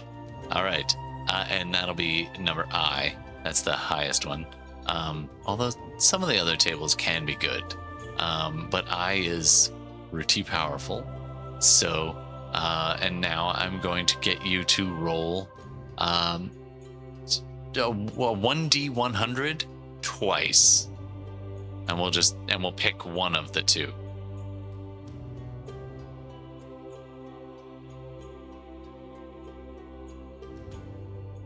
So a 19 and an 86. So a 19 would be Sword of Answering.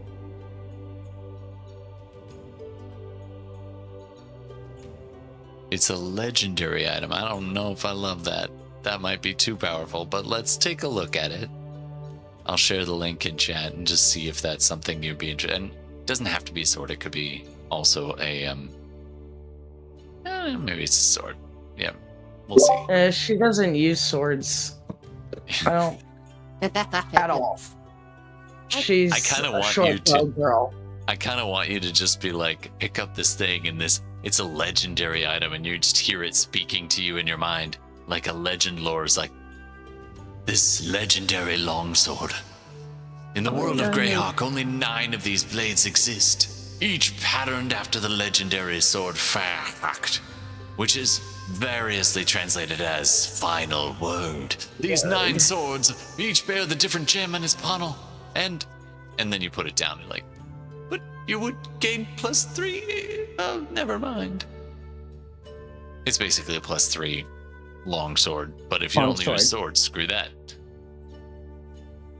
She wouldn't have any, I don't think, ability with it. I would love she? how you just drop that back in the closet. You're like, nope. Legendary longsword. All right, this is a fun game. I like this. 86. Let's go figure out what 86 would be for What's you. her 86?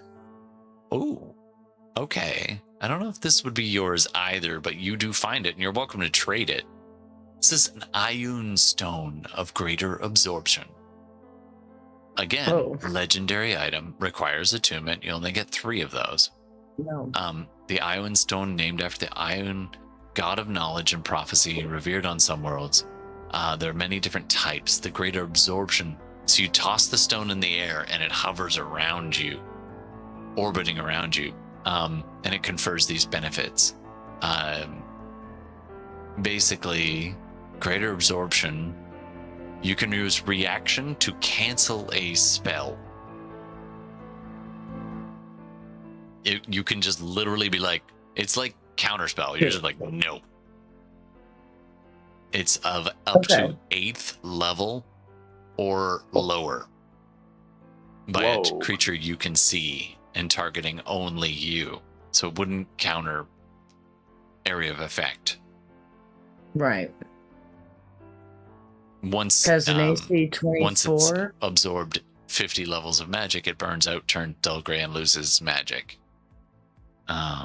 So it's like there's a hidden number on that die on that stone that it can keep absorbing, but it's not brand new. This is used. Hold on. The Ion Stone of Absorption? Greater Are you sure absorption. it's 50 level? Oh, greater absorption. It's a beast. Oh, I'm looking at absorption because that's only 20 levels. 50 but levels. it has been used. This is you don't know how many more it's got yet, and you won't know. Yeah, it'll be a secret number. It'll be a secret number. Ah, boy. I mean, you can set it in the maybe pile. Oh yeah, I'll set it in the maybe. And you don't have to be a caster to use it. Okay. I mean, I can cast. I'm not a full caster, but right. I can cast. Okay. All right, that was a fun little game. Let's get somebody else to roll. A D10 first. Steve, you want to roll next? We get Judy to Or Judy Well, to I guess roll? we only have one mouse, so I Yeah, don't one of know what I'm picking. I haven't picked anything yet, so Judy, what is she A rolling? D10. D10 or D100? D10. D10 and then 2 D100s. Okay, D10 is an 8. D100 is 36 and 92. And this is for Gwendolyn? Yeah. All right. The first one is a Scimitar of Speed. I am using the older DM's guide for this, by the way. So some of these are legacy items. Scimitar of Speed. Oh, that's very rare, but you rolled it, so that's fair. It's basically a +2 item that you get extra attacks on a bonus. Okay. So pretty quick little scimitar, and it's magical. So that's one option. And then the other number was I didn't necessarily get those. 92. Typically high numbers are exciting. Scale mail +2. I don't even know if you can wear that. That's a medium armor, technically. Where's the Gwendolyn, I think, can wear medium armor, and I would allow this. This is actually not metal, because druids often don't wear metal armor. Yeah, I don't think she would wear metal. But this is not metal. These are actually the scales of a like a leviathan or a similar type fish creature, carefully molded and crafted and sewn into a armor. So it is from a living thing. Okay, I found it. Okay. I've added those to her inventory. Yeah. I mean, you don't have to. You can put them back if you're like, I don't want that. No, that's fine. All right. Steve. I don't know what I'm doing with him yet. Well, let's start with a D10 roll, and then 2 D100s, and we'll get some random stuff. Yeah, I know one of them anyway. Whoops. I imagine Gwendolyn's also going to take that moon sickle. Yes.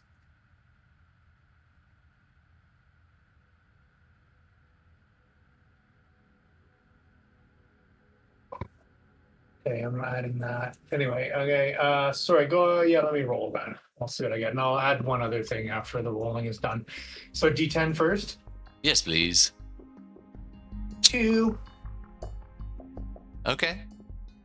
And 2 D100s. 59 and 26. All right. The 59 is a second level spell scroll of your choice. Ooh. And a So 26 is a potion of resistance. So you drink a potion, you get resistance to one of these types, and I need you to roll another D10.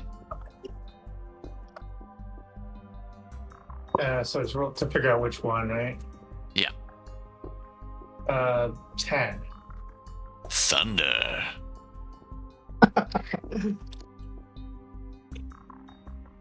Potion of Thunder Resistance. Okay, there you go. Add that. Okay. All right, and now you still have 2 more items. His Excellency. Okay. Think about that. And you don't have to take the scroll. You can also trade with each other if you want to. Yeah. Like, if you didn't want that that sword Isolde, that big guy might be able to use a sword. I don't know. It's up to you. Yeah.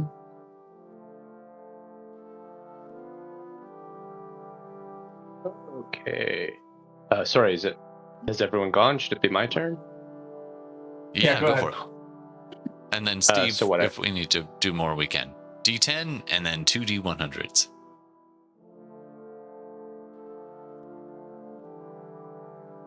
I got a 6. Okay, day. 1, 2, 3, 4, 5. Okay, 2 D100s, please. 12 and Ooh, 38. 38.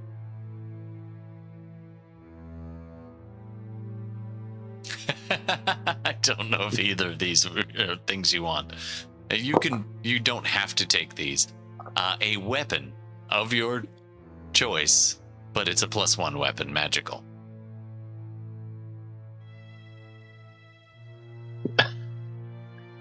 That's the first one. The second one is Gauntlets of Ogre Power. Your strength score becomes 19 if you wear them. It does require attunement. No, thank you, but I guess I could trade that. Yeah. Wow.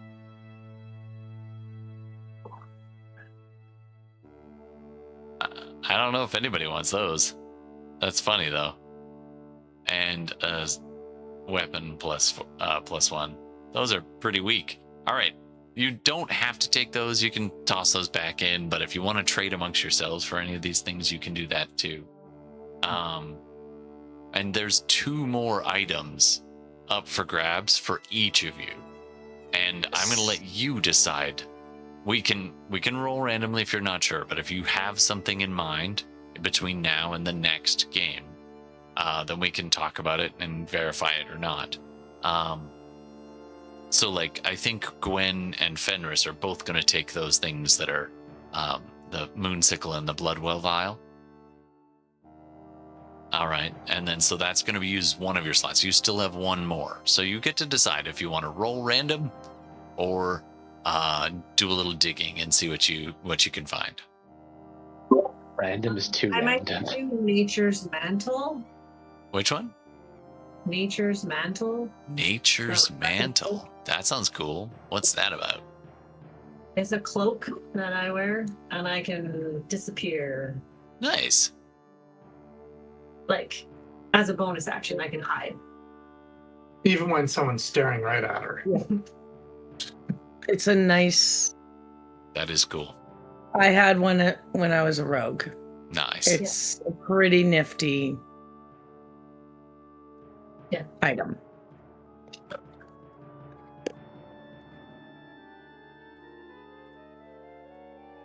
I accept. That sounds perfect. Let's do it.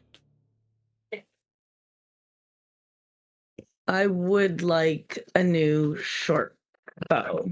Sure. I've already got a +1. And I'm so let's see what we can get you in terms of a weapon +1. I'm okay to also play a little like a little flip with the types. They don't have to be long swords, although I think that's really funny that you're like, ew, sword. So much. I'll kind of look at the big guy and be like, kind of hold it up like, you interested? To the sword? Go ahead and Probably roll a is. d10 there, Bella. And we'll figure out what kind of sword it was. Because there were different kinds. I thought you had said. Oh, but there's kinds within kinds. It's nuts. Oh, right. It's what type of sword of answering it is. Yeah. So, roll a what? D10. D10.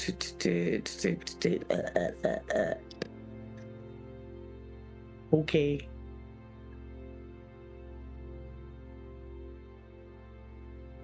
Seven. That would be 1, 2, 3, 4, 5, 6. Retorter. Retorter. Lawful good, aquamarine. Retorter. Does it do anything else, or is that just it? It's just a +3. Just a +3 sword. Well, first of all, you have to have proficiency with longsword. Yeah. So you can add the bonus, which I don't think I do.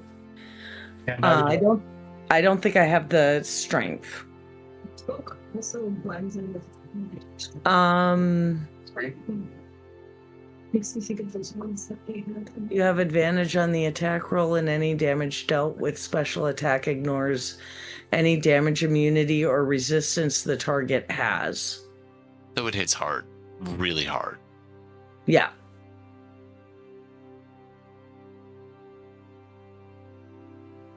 So you have to be a lawful good alignment in order to attune sword, with this. Is that what it says? No, yeah.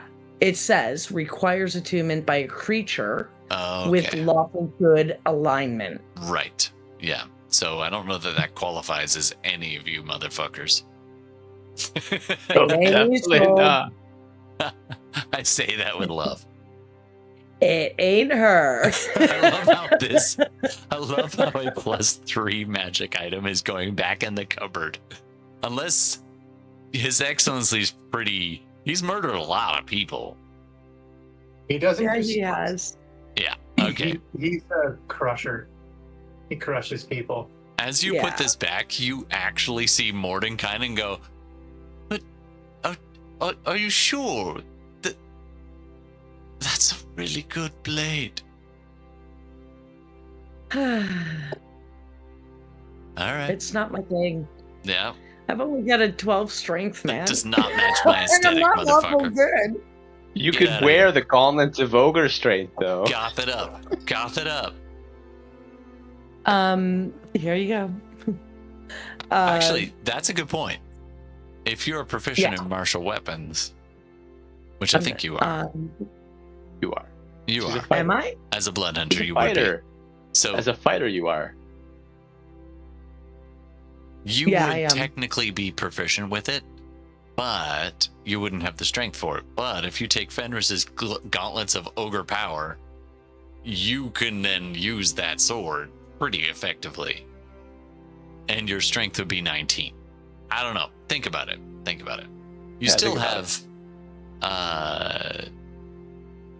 you do still have another choice, but that's not going to get around the lawful good part. I don't think you're lawful good. Yeah. I don't know that any of this party is. I don't have an alignment picked. We never did that with her. That explains this group so much. But given her,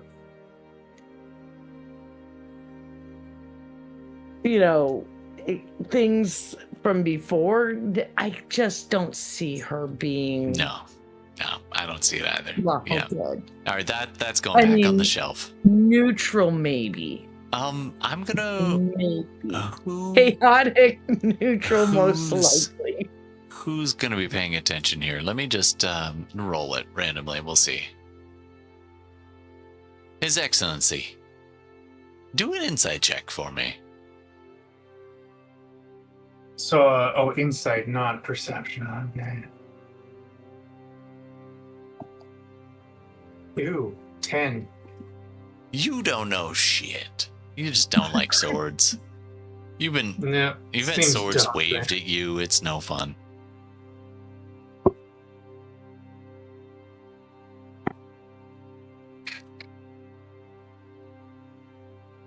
All right.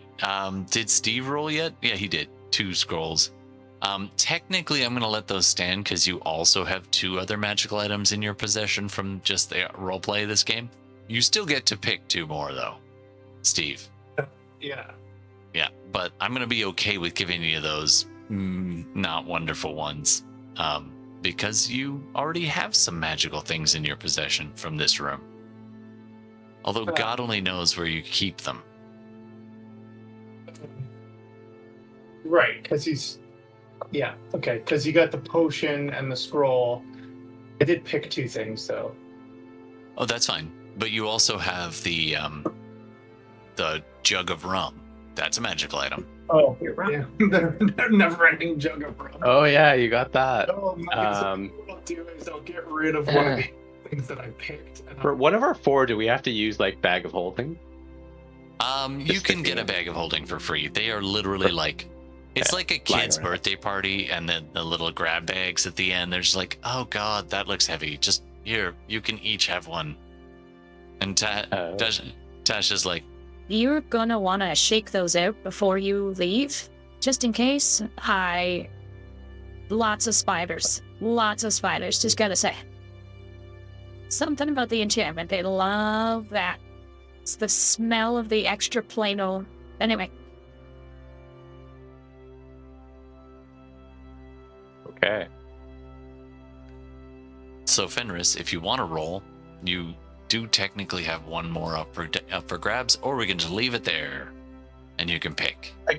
I guess the question is, if I was to pick, I was thinking of something like, I couldn't pick like Robe of the Archmagi, could I? Since I already got the Bloodwell vial.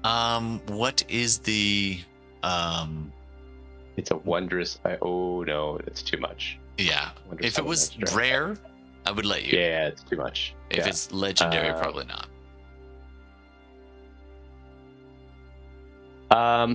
My one worry about rolling is it's so random. It really is.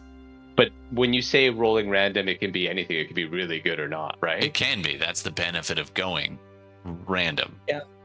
Yeah, Part of me is wondering if I should get something like a Shadowfell shard, which is kind of cool, but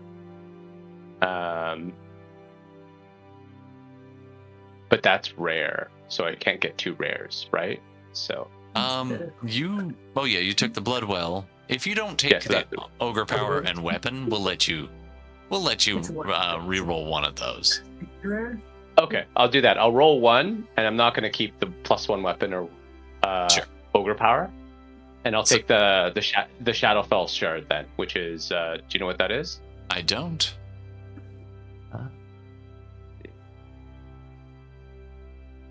I figure that one would be cool because it is Sork, but it is also Shadowfell. Just put it in chat here, and then I'll roll. So I'm gonna roll a D100, a D10. Sorry, D10 and then a D100. Just gonna post that in chat so people can see it. Okay, I rolled a 7. And the 9th, yeah.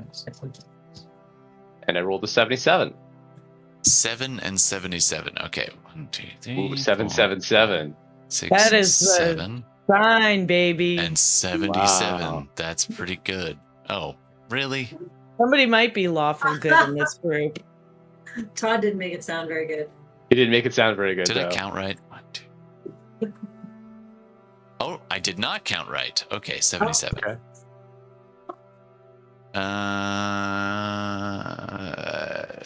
Scale mail +1. Boo. Boo.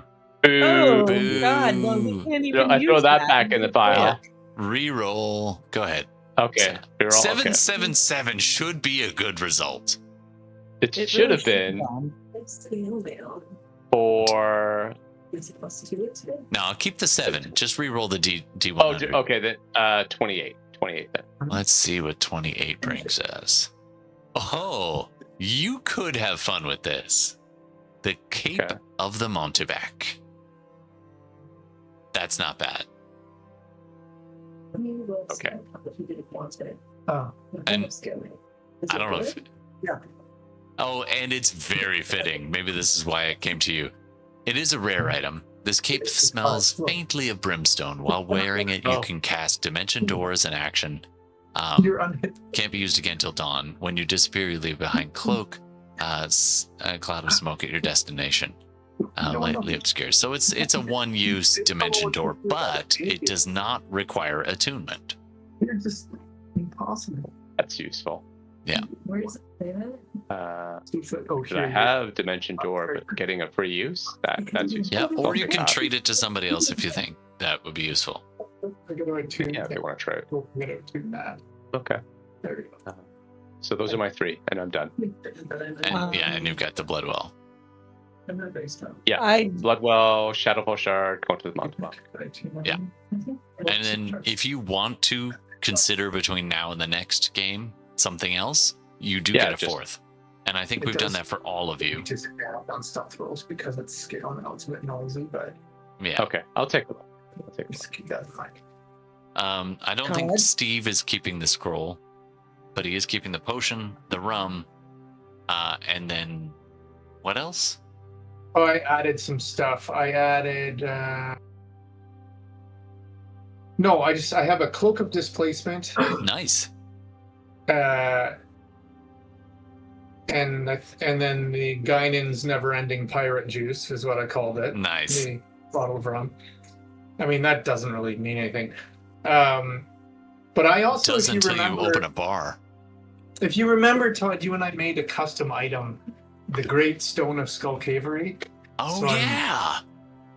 I'm counting that as one of You them. just, and it's not even in the magic shelf. It's just sitting in an urn with a tree growing next to it, and you're like, "That's a really nice boulder." It's nice, perfectly like fits in his hand. And then I just took a hide armor. It would be whatever highest level we've done. So it'd be hide armor +2. Yeah. Okay. Perfect. And then the potion of thunder resistance. I will keep that, but put the scroll back. All right, and then your rock of rocking. I just think Guinan's never-ending pirate juice is it's a Star Trek reference. Absolutely, it tastes like plum juice, yeah, dude. it is. Tastes like plum. Oh yeah, Hey, who doesn't love Whoopi Goldberg? she's fantastic. She's a national treasure. All right. Okay, another mechanical piece. Sorry, this is exciting roleplay, but another mechanical piece. While you have not fought a lot of things, you have learned a lot of things, and you are about to begin the adventure, and you are now all level 11. I haven't gotten my items though. Oh, Did we skip Bella? We skipped No, Bella. she rolled. you got the Oh, Iowan I stone. rolled once, and neither one of them was I able to use. So, Oh, well, and I didn't get to pick one you at all. are you keeping that stone that absorbs magic? Because you're going up against an archlich. Just saying. Yeah. Okay. Well, yeah. I'm gonna. I mean, that might be a good idea, or I'll see if anybody else wants it. Okay. I so mean, you, I you can keep do it 2 for the more rolls party. then, and then between now and next game, pick something else. Unless you have something in mind. I do have something. Well, I do want a new short bow. Okay. Now, I was between two. The fact we're going up against Lich, though, I think it's too head on to ask for the Dragon Slayer short bow. I mean, you could. Yeah. I mean, you could do that. Is it? Because Where's the Dragon that- Slayer? That The might Dragon be. Slayer, basically, I get an extra 3d6 against a dragon. A Lich, technically, is considered. Well, Keep hitting that voice changer. Our Dragon Slayer item. Hold on, let me just look this up. It is considered rare, so you can just pick it. So yeah, that's fine. You can choose a Dragon Slayer bow. It is specifically Dragon Slayer, though. They don't have Lich Slaying. Okay, so But it that would still not could come in count handy against any the dragon. Lich? Not against the Lich, but against any dragons you run up to. The other It still two counts as I a was plus one looking- item as well to just everybody else. I already have a +1. Okay. The other two I was looking at was either the Vicious short bow, which would be very helpful. That could be good. It's not specific to any No. creature. Yeah, it could be. Or the Energy. But the Energy is a very rare. Let me see. Short bow. What does it do? All right. Weapon Energy deals is an extra pretty powerful. 2d6 damage to any creature it hits. Extra damage is of the same type as the regular weapon. So it's adding 2d6 damage and just always. That's Always. pretty good. Yeah. And that's just a rare item. And that's just rare. You can just pick that. Yeah. The other one, the Energy short bow, is a very rare. Let me But just it's look it up. also very fucking cool. Well, It's never-ending ammunition. okay. Let me just look at this because cool. I like rule of cool. Cool is good. All right. +1 has no string. Pull back your arm. Energy appears. Arrow appears. Blasts it. It emits. The arrow can, if you want, it can emit bright light or dim light. So you're shooting light spells. You can choose to restrain a target. This is pretty cool. Yeah. That is pretty cool. I can transport one of my allies if they're in trouble. All right. Okay, hold on. Let me think about this. You turn down a +3 legendary blade. So, and it does sound cool. So let's go with rule of cool. All right. Yeah, I might regret that later, but you may What did you have get? the energy bow. Ooh, energy bow. Awesome. Oh, hell yeah. Yeah, I'm gonna regret that, aren't I? But it's pretty cool. Oh. Let me just double check. It's only a +1. It's a +1, and then it's got some neat effects. You basically have constant light spells whenever you want. Yeah. I can make a ladder. Entangled, basically. Entangle spells when you want. I might make this like to nerf this a bit. I might do charges per day. Right? Okay. That's not fair, but okay. It'd be a pretty high number, but like that might be a way to. And then every dawn it refreshes. I think I'd probably add that in there. So you can do restrained. Okay. You can do a magic. You can fire an arrow, and you teleport them. And then energy ladder, flurry of arrows into a wall. I can basically make a and then ladder you run to up get us that. out of something. You're like Legolas, your way up the wall. Yeah, I got no problem with that. The only one I have an issue with is the restraint, because it says anytime you shoot it, you could use that, and same with the transport. So I'm just gonna say each of those just uses a charge, and it'll have like, you should roll a d20, because mine came up with a 3, and that's a dick move. I think it should be a D100, but okay. No. 10. 10. All right, split it right down the middle. So you get 10 charges, and you can use any of the effects of that as much as you want 10 times, and then it sleeps. And then when you sleep, you get to use it again. Or you can go with the vicious short bow, where every time is an extra 2d6. May I confer with my compatriots? Of course.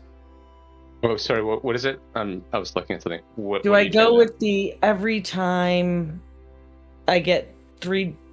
What is it? An 2d6 extra or 2d6 3? of damage for a vicious And I- short bow. Basically 3d6 per That's a hit. pretty good damage bump. Plus all your blood Or effects. plus all of my blood rights, plus Yeah. hacks, plus So it would be Or- heavy damage. is it a Or- plus to attack? It's a It's a +1 to attack, yeah. plus two. They're both +1 weapons. Okay, +1 and then 2d6 damage for the vicious versus the energy bow. And energy bow is +1. Don't worry about ammo. And you can shoot light spell cantrips anywhere you want. That doesn't cost a charge. That just, you can do it all day. And you can restrain, or you can teleport someone. You shoot them and teleport them next to you, basically, or 10 feet near you. The Or to the energy restrain bow ladder. is nice because it's a DC 20. Yeah, that is nice. That's pretty high DC to beat. Wow. What I would say is really that they're both good. I guess the question, Bella, is do you want to be more of a trick shot, kind of have different effects, or do you just want to straight up murk people? Because one is just, I'm going to give you straight up 2d6 damage, I'm just going to kill you. Yeah, just The other murder. one just lets you do additional things that can be very beneficial. Could be very beneficial. Yeah. That's what I'm thinking. Is if Plus we it's get fun. into a bind, Yeah. like, for example, one of you is really hurting or something, I can get you out of there. Yep. The energy ladder, arrow transport, arrow restraint. It's pretty good. Pretty good. I'm keeping it. All right. Yeah. I already turned down one Energy bow. epic. Yeah. All right. Item. Energy Take bow the, it take is. the energy bow. Yeah, that's cool. It's cool. I like the It gives you some cool effects. That was my first choice. Actually, that was my first choice. Yeah. I didn't think you'd go for it. I'll don't- accept the 10 charges. 10 charges, and you roll. I'll even give you roll a d10 plus 4 every day, and that's the recharge. So jot that down somewhere Okay. too. So it re-ups almost full every day, basically. Like, yeah. 10 max though.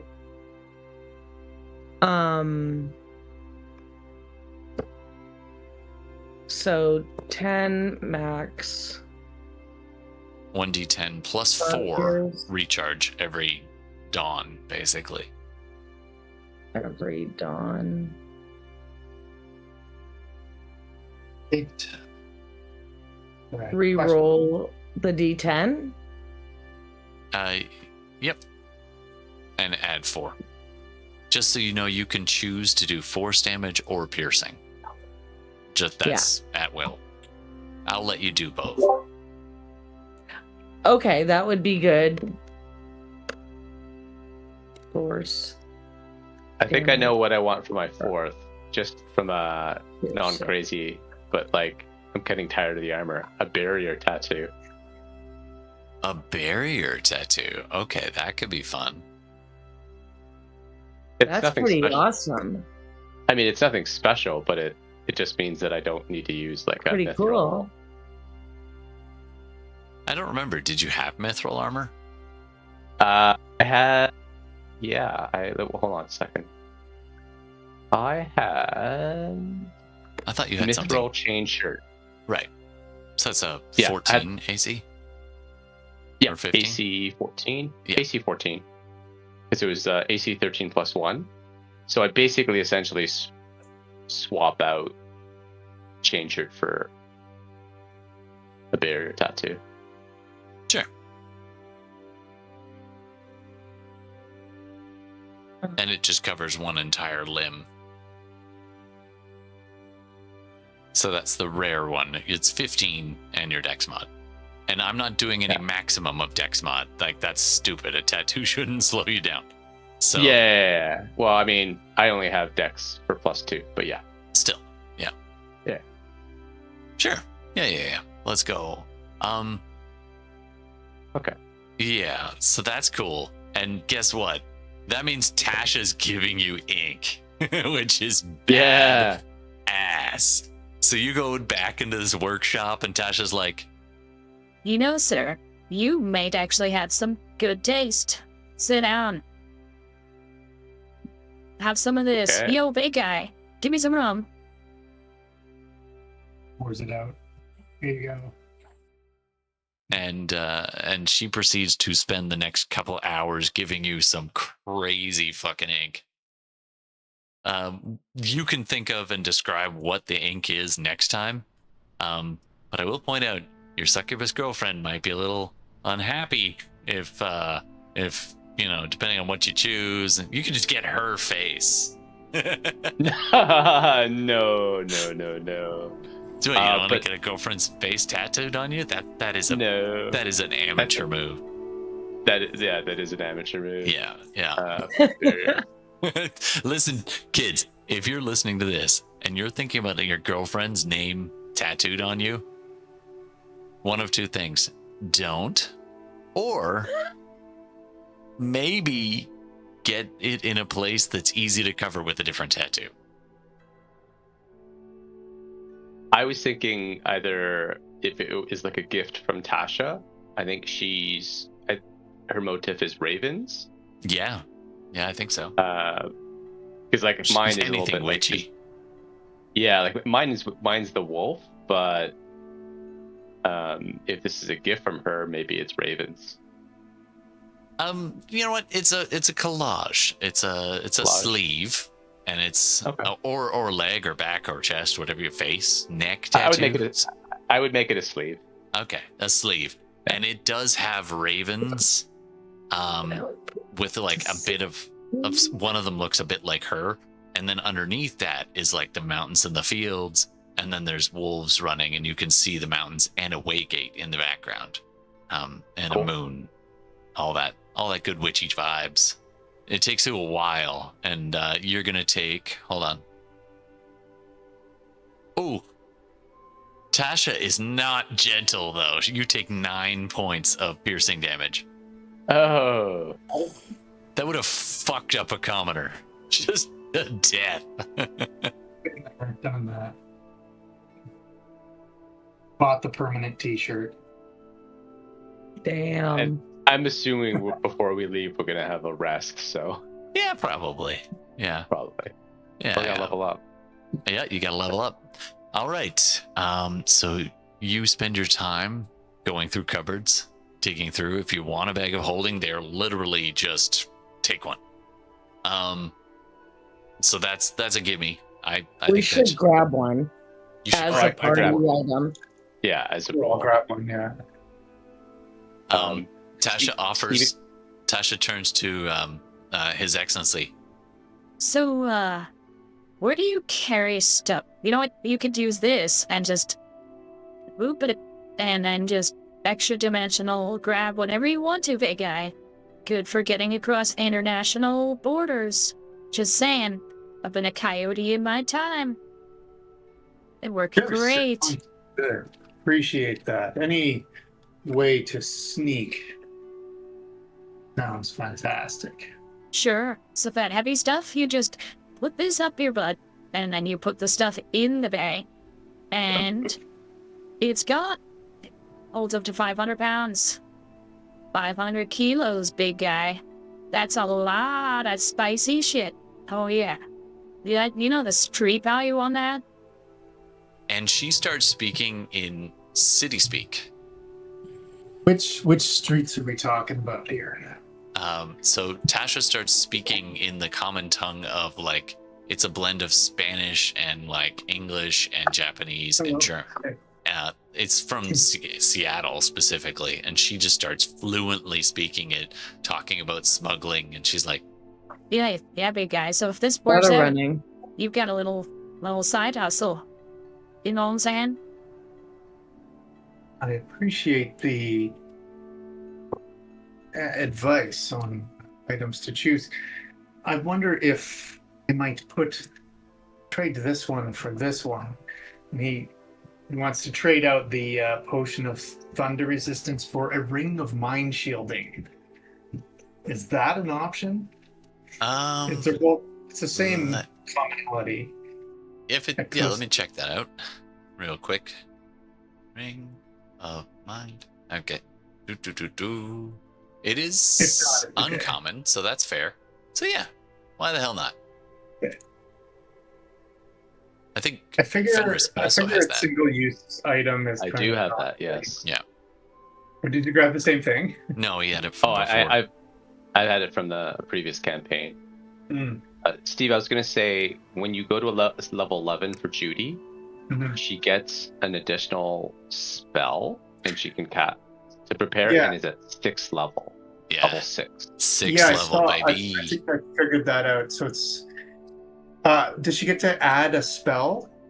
I think she gets one more spell that she can have prepared, but she can actually now, prepare a 6th level spell. Yeah, Yeah, that's yeah. clutch. And she can prepare more than one, but she can probably only She can cast prepare more one than of them. Right. And exactly. How the did thing I with go- druids is they get to pick every day. They can choose a different spell. Right. That's gonna be hard to remember. You have to help remind I us. chose Disintegrate, Todd. Where did That's do a I have to badass go spell. into her character sheet and go into spells and add a spell? Is that what I have to do? You go to spells, you go to manage spells on the right, and then Mm. add spells. Yeah. Add spells. Okay, and it'd be from known spells, obviously. And you can You can take anything Disintegrate? mundane as well. Any gear you want, including things that you would find on Earth. Shadowrun. So Oh, okay. there's basic level cyber decks. There's Yeah, he's not gonna have any fans, use for that. there's a shit. motorbike. He's very tempted by the motorbike. Is it battery powered and does it have a solar array? Do you want it to? Oh my god. Kind of. But I think it would break the game a little bit. It's just a steed. That's kind of funny actually. If he had an electric motorbike with a solar charger, he will take that. It will be one of your 4 choices, though. No, I think that might count as magical. No, I don't think we should because I think it's better that he's just in this world. There are handguns and rifles and stuff as well. People can take if you want to, if you know what the hell that is. Yeah, Mordenkainen basically says, "All right, I keep the good stuff in my room. Come on." And Tasha's clearly been there before too. All right. Any other questions, comments, concerns? You guys, if you have your 4, great. If you only have 3, you pick one more at some point between now and next game. Everyone is now level 11, and may the gods have mercy on your souls. Okay. I think we'll probably leave it about there tonight. What do you guys think? Sounds good. All right. Well, Awesome. I mean, almost cool. there. Let's. You spend the night. You pick through. You have a few things that are, a little bit still open to adjusting. But once you are all finished, you will then gather up, geared up and rested in this same room the next day. You're given rooms to sleep in, like bedrooms, 1 each if you want. And unfortunately, communication outwards is not possible. But given the protections, but you gather the next morning, and the 3 archmages are standing at the base of the pedestal leading up to the waygate, and the 4 of you stand there, ready. And any last words? So, we're doing this first rod piece in a safe house in Tazfarel called Webb's Edge, dealing with worshippers of Lolth and something called the Kavarn. All right, we got this. Isolde, you've heard the name Kavarn. Yes, I have. He's In fact, dead. Pelithar told me about Kavarn. Yeah, that was the name of the beholder. Yep. You fought that thing.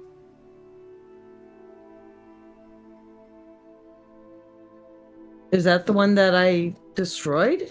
Yeah. That kept coming that back. was the That's the big one we bad. destroyed. Yeah, that we He kept destroyed. having more and more eggs, like clones of himself. Yeah. There was always fear that maybe he had one out there somewhere, so he might still be around somewhere. But Lolth worshippers and Drow, while not all Drow are Lolth and not all Lolth are Kavarn aligned, there was that time, what is it, about 15 years ago or something, where they all fought on the same side, all the monsters, at the behest of Kavarn, attacked Tazvarel. And I mean all the monsters. That day still gives you nightmares.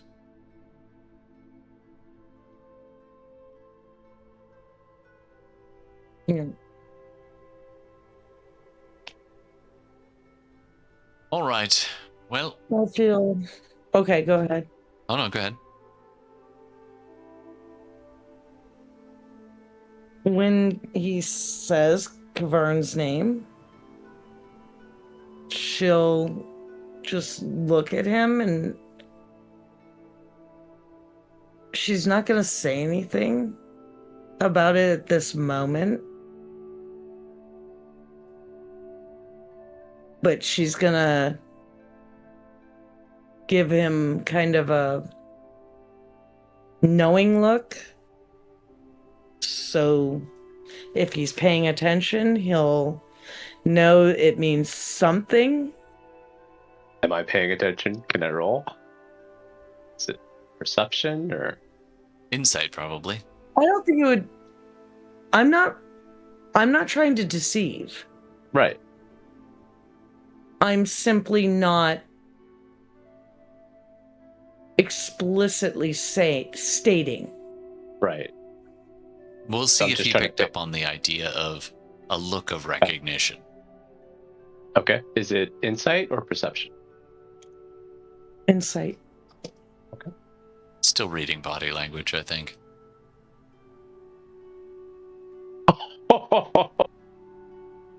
Nat Did you- 2022. Oh, you freaking tag it Damn. like a. Damn. This is like playback. Cut to. And Fenris, somehow, you pick up on the basics of this. You hear Gex leaping off of the cave wall. Daggers poised, slamming down, riding the back of a beholder. Get him! Get him! Get him! You see it slam Gex against a wall, giving him that problem with his hip that he carried till his dying day. Like, dude got wrecked up in that fight. Survived. Isolde, was in the pit, beneath, like, deep in the undertow, fighting against Kavarn, while the city fought for survival above. And every imaginable horror was up against the party. And somehow she and her friends managed to pull it off, not without sacrifice, though. The battle... She lost a friend. Yeah. And I'm curious, how much does Isolde know about what happened to Rook? Did she go digging? She wasn't there. Her and Gex walked away. Yeah. And she never looked back. She couldn't. It and was that, my friends, is why I know she's not lawful good. yeah. So she doesn't know the details. You probably heard that he was gone. Althar told her. Yeah. Althar told her a little bit, just Yeah. a little. In the friends you've bumped into along the way a few times over the years, like you ran into the turtle at one point on the high seas, and he kind of let you know, poured one out for Gex. Well, popped a shroom for Gex, and not Gex, for Rook. Gex did know. Gex did look a little bit into things, but I don't know if he ever told you that. I don't think he would have. He would have sheltered me. Yeah. So yeah, you know that bad shit went down there, but you don't know all the details around what transpired down there. But you know people that do, or you knew, if they're still around. Okay. And Fenris, you've lost people. You know that look. You've fought battles of your own and wars of your own. So you know that look deeply. All right. At which point, Tasha walks up beside Isolde and kind of brushes up against her and is like, All right, hot stuff. Time to get going. she's witchy and she likes your aesthetic. She's not being subtle about it either. Isolde will just kind of smirk and be like, and about face. She'll follow. And Illustrial waves a hand over the way gate. Fenris watching very carefully how it does, and rotates the dials in just the right maneuver, and that little stone in your pocket, the diamond, glows pretty warm for a moment, and then the portal. Did you decide if you're going to bring the Chime of Exile? It is considered a very rare magic item. It is very important. The idea is to weaken Vecna with the Rod of 7 Parts, and then use this to send him where he won't be any good anymore. So you can totally roll around with that in your pocket if you want to. That's fine. That is up to you. Or you can leave it here.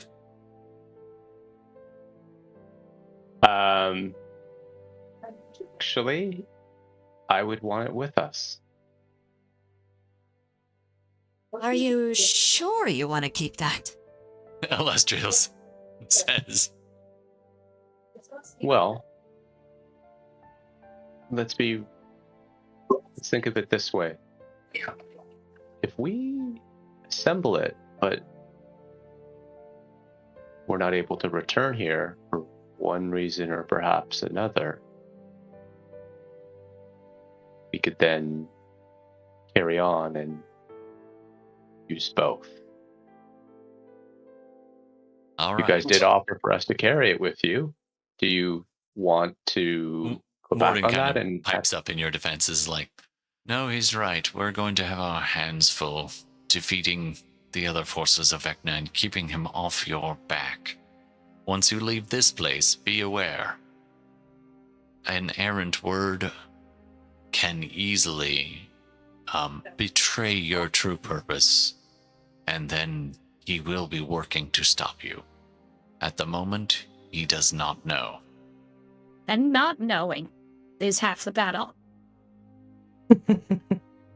Steve? Gwendolyn, who's lying down from drinking too much rum, says, what if we lose it or someone steals it?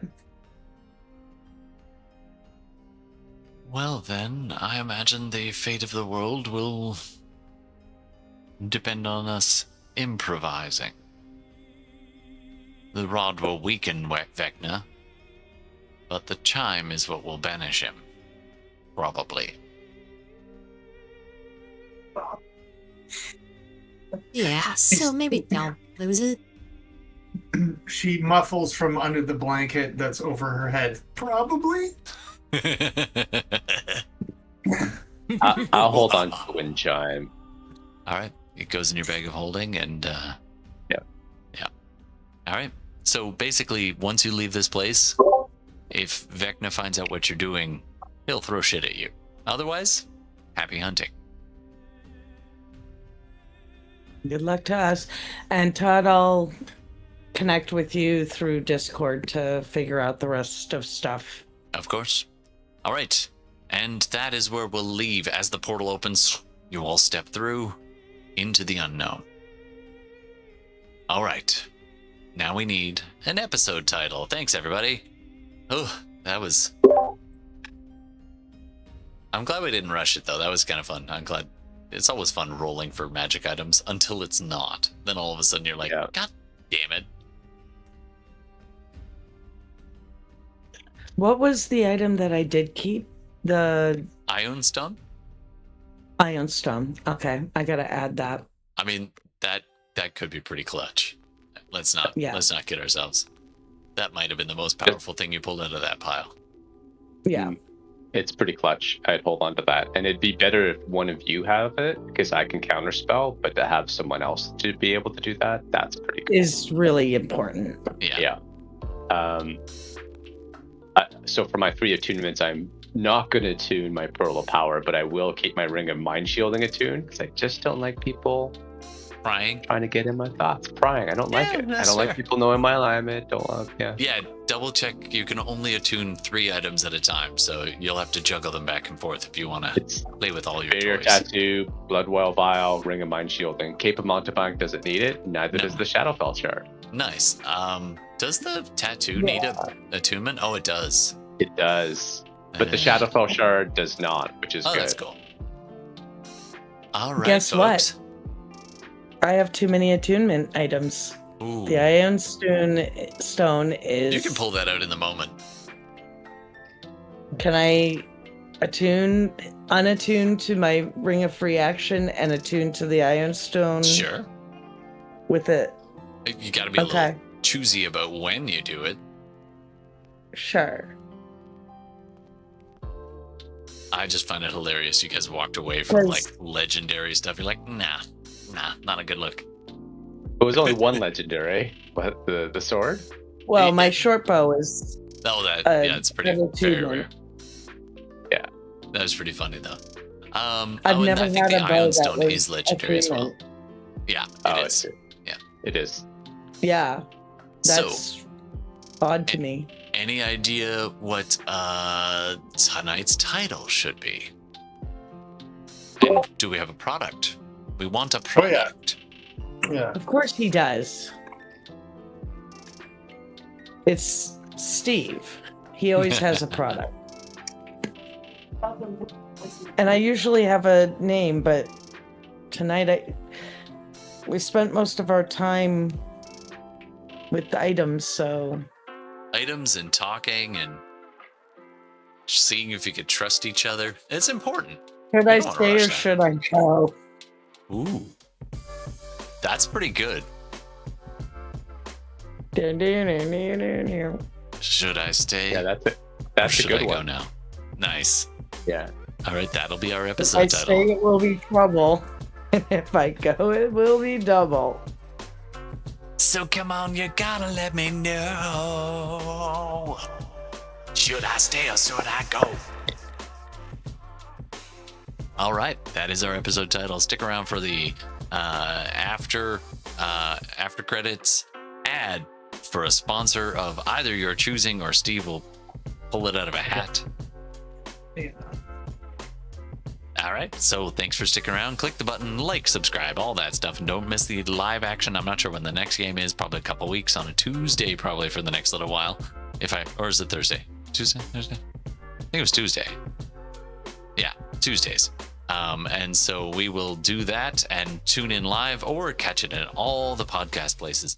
After these messages, we'll be right back. This week's sponsor, a very special product. Gary Terrible's custom pocket realms. handy for escapes, banishment, storage, and orgies. Like a bag of holding for entire planets. How many times have you needed to hide an entire town from the attacks of a kraken, or a herd of kraken, or a swarm of kraken? Just take the whole town, put it in your pocket, and go for a stroll in the woods while drinking ginger tea spiked with rum and candy apple liqueur. Listen to birds chirping, crickets creaking, creeks bubbling, pigs snuffling, dryads chanting, Mormons telling you about their Lord and Savior. It doesn't matter.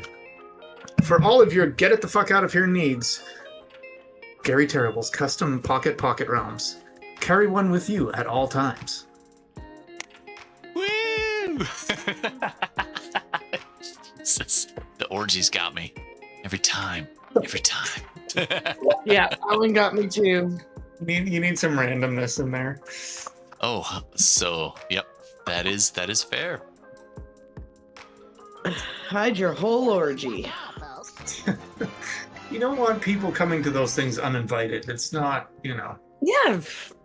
You want a very exclusive guest list. Mm-hmm. Or You you don't want get a people really crashing. interesting, hey, how did you meet story? In somebody's pocket. Pocket orgy dimension? Dear God. I imagine the problem that There's could not happen. enough Lysol in the world. Like, You guys realize you got 4 used bags of holding.